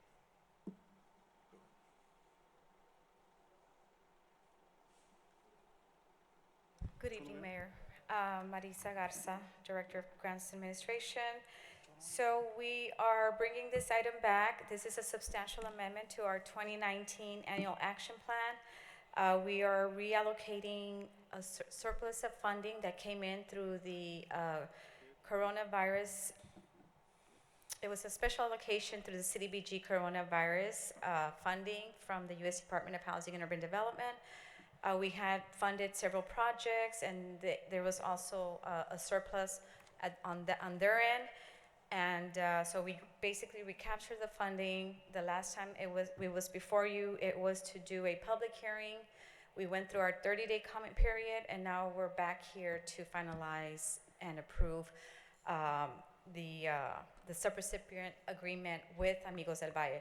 So we did finalize our 30-day comment period. We submitted our substantial amendment to HUD, and they already reviewed it and have cleared this project. So now we want to do an amendment to the existing original contract as we were required to do by HUD. So this is what... And these are for 2019, I'm sorry? Yes, because when the funding came out, the guidance that we received was to either amend our 2019 Annual Action Plan or the 2020. But when the funding was received, the first allocation, it was during the 2019 fiscal year. So we have to stick with the 2019 Annual Action Plan. We have to amend that one. And we have these funds in place?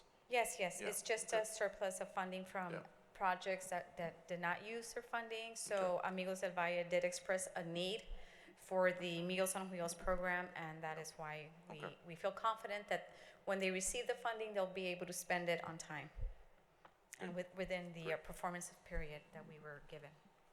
Okay. Does that answer? Okay, sorry. And I'm sorry about the other item. I can't go back to, but we can try to get you that answer, Fern, I'm sure, that you had on the budget. All right, I did call for a motion on this in a second, so all those in favor of the motion, please raise your right hand. Mayor, I need to abstain from, I'm on the board for Amigos del Valle. Okay, For so the we have record. one abstention. All those, everybody else in favor? Can I see a show of hands? I'm sorry. All right, sorry. So we have one abstention. We have one abstention for, and then one abstention for item B particularly. Correct. And just to clarify, thank you for pointing that out. As a board member of Amigos de Valle, this issue has come up before, so it's best to abstain, and I appreciate you doing that. Well, on that note, so if anybody on the council's a board member of any entity there's funding for, are we required to abstain? Not necessarily, but because this is, the source of the funding is the Community Development Block Grant, HUD has given, I guess, guidance on Okay. this specific question Got it. before. Okay. If it wasn't involving, CDBG money, Right. then it'd be a different outcome. Got it. Okay, great. All right, so we're ready to call for a vote. Moving on, we're gonna move on to executive session. Council, can I get a motion to? So move. We have a motion and a second. All those in favor, please raise your right hand. All those opposed, same sign. It is 8:10, and we are now gonna convene to executive session, discuss items A, B, C, and D.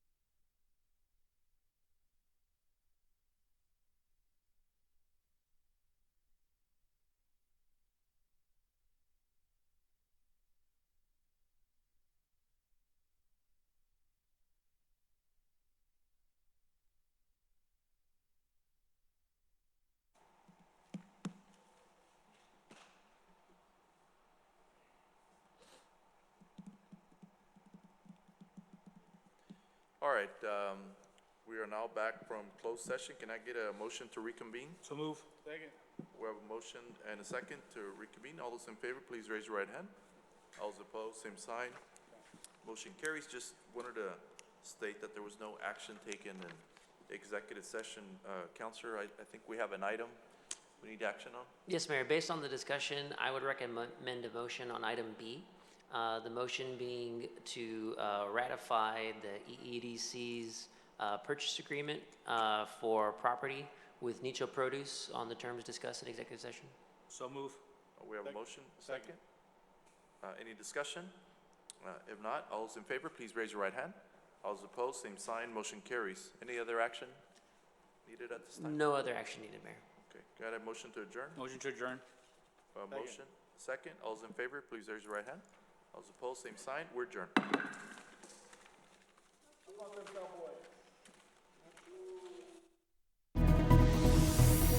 This concludes the regularly scheduled Edinburgh City Council meeting. The council meets every first and third Tuesday of each month. Meetings are held at 6 p.m. in the City Council chambers at Edinburgh City Hall. Special meetings are called as needed. You're watching the Edinburgh Cable Network.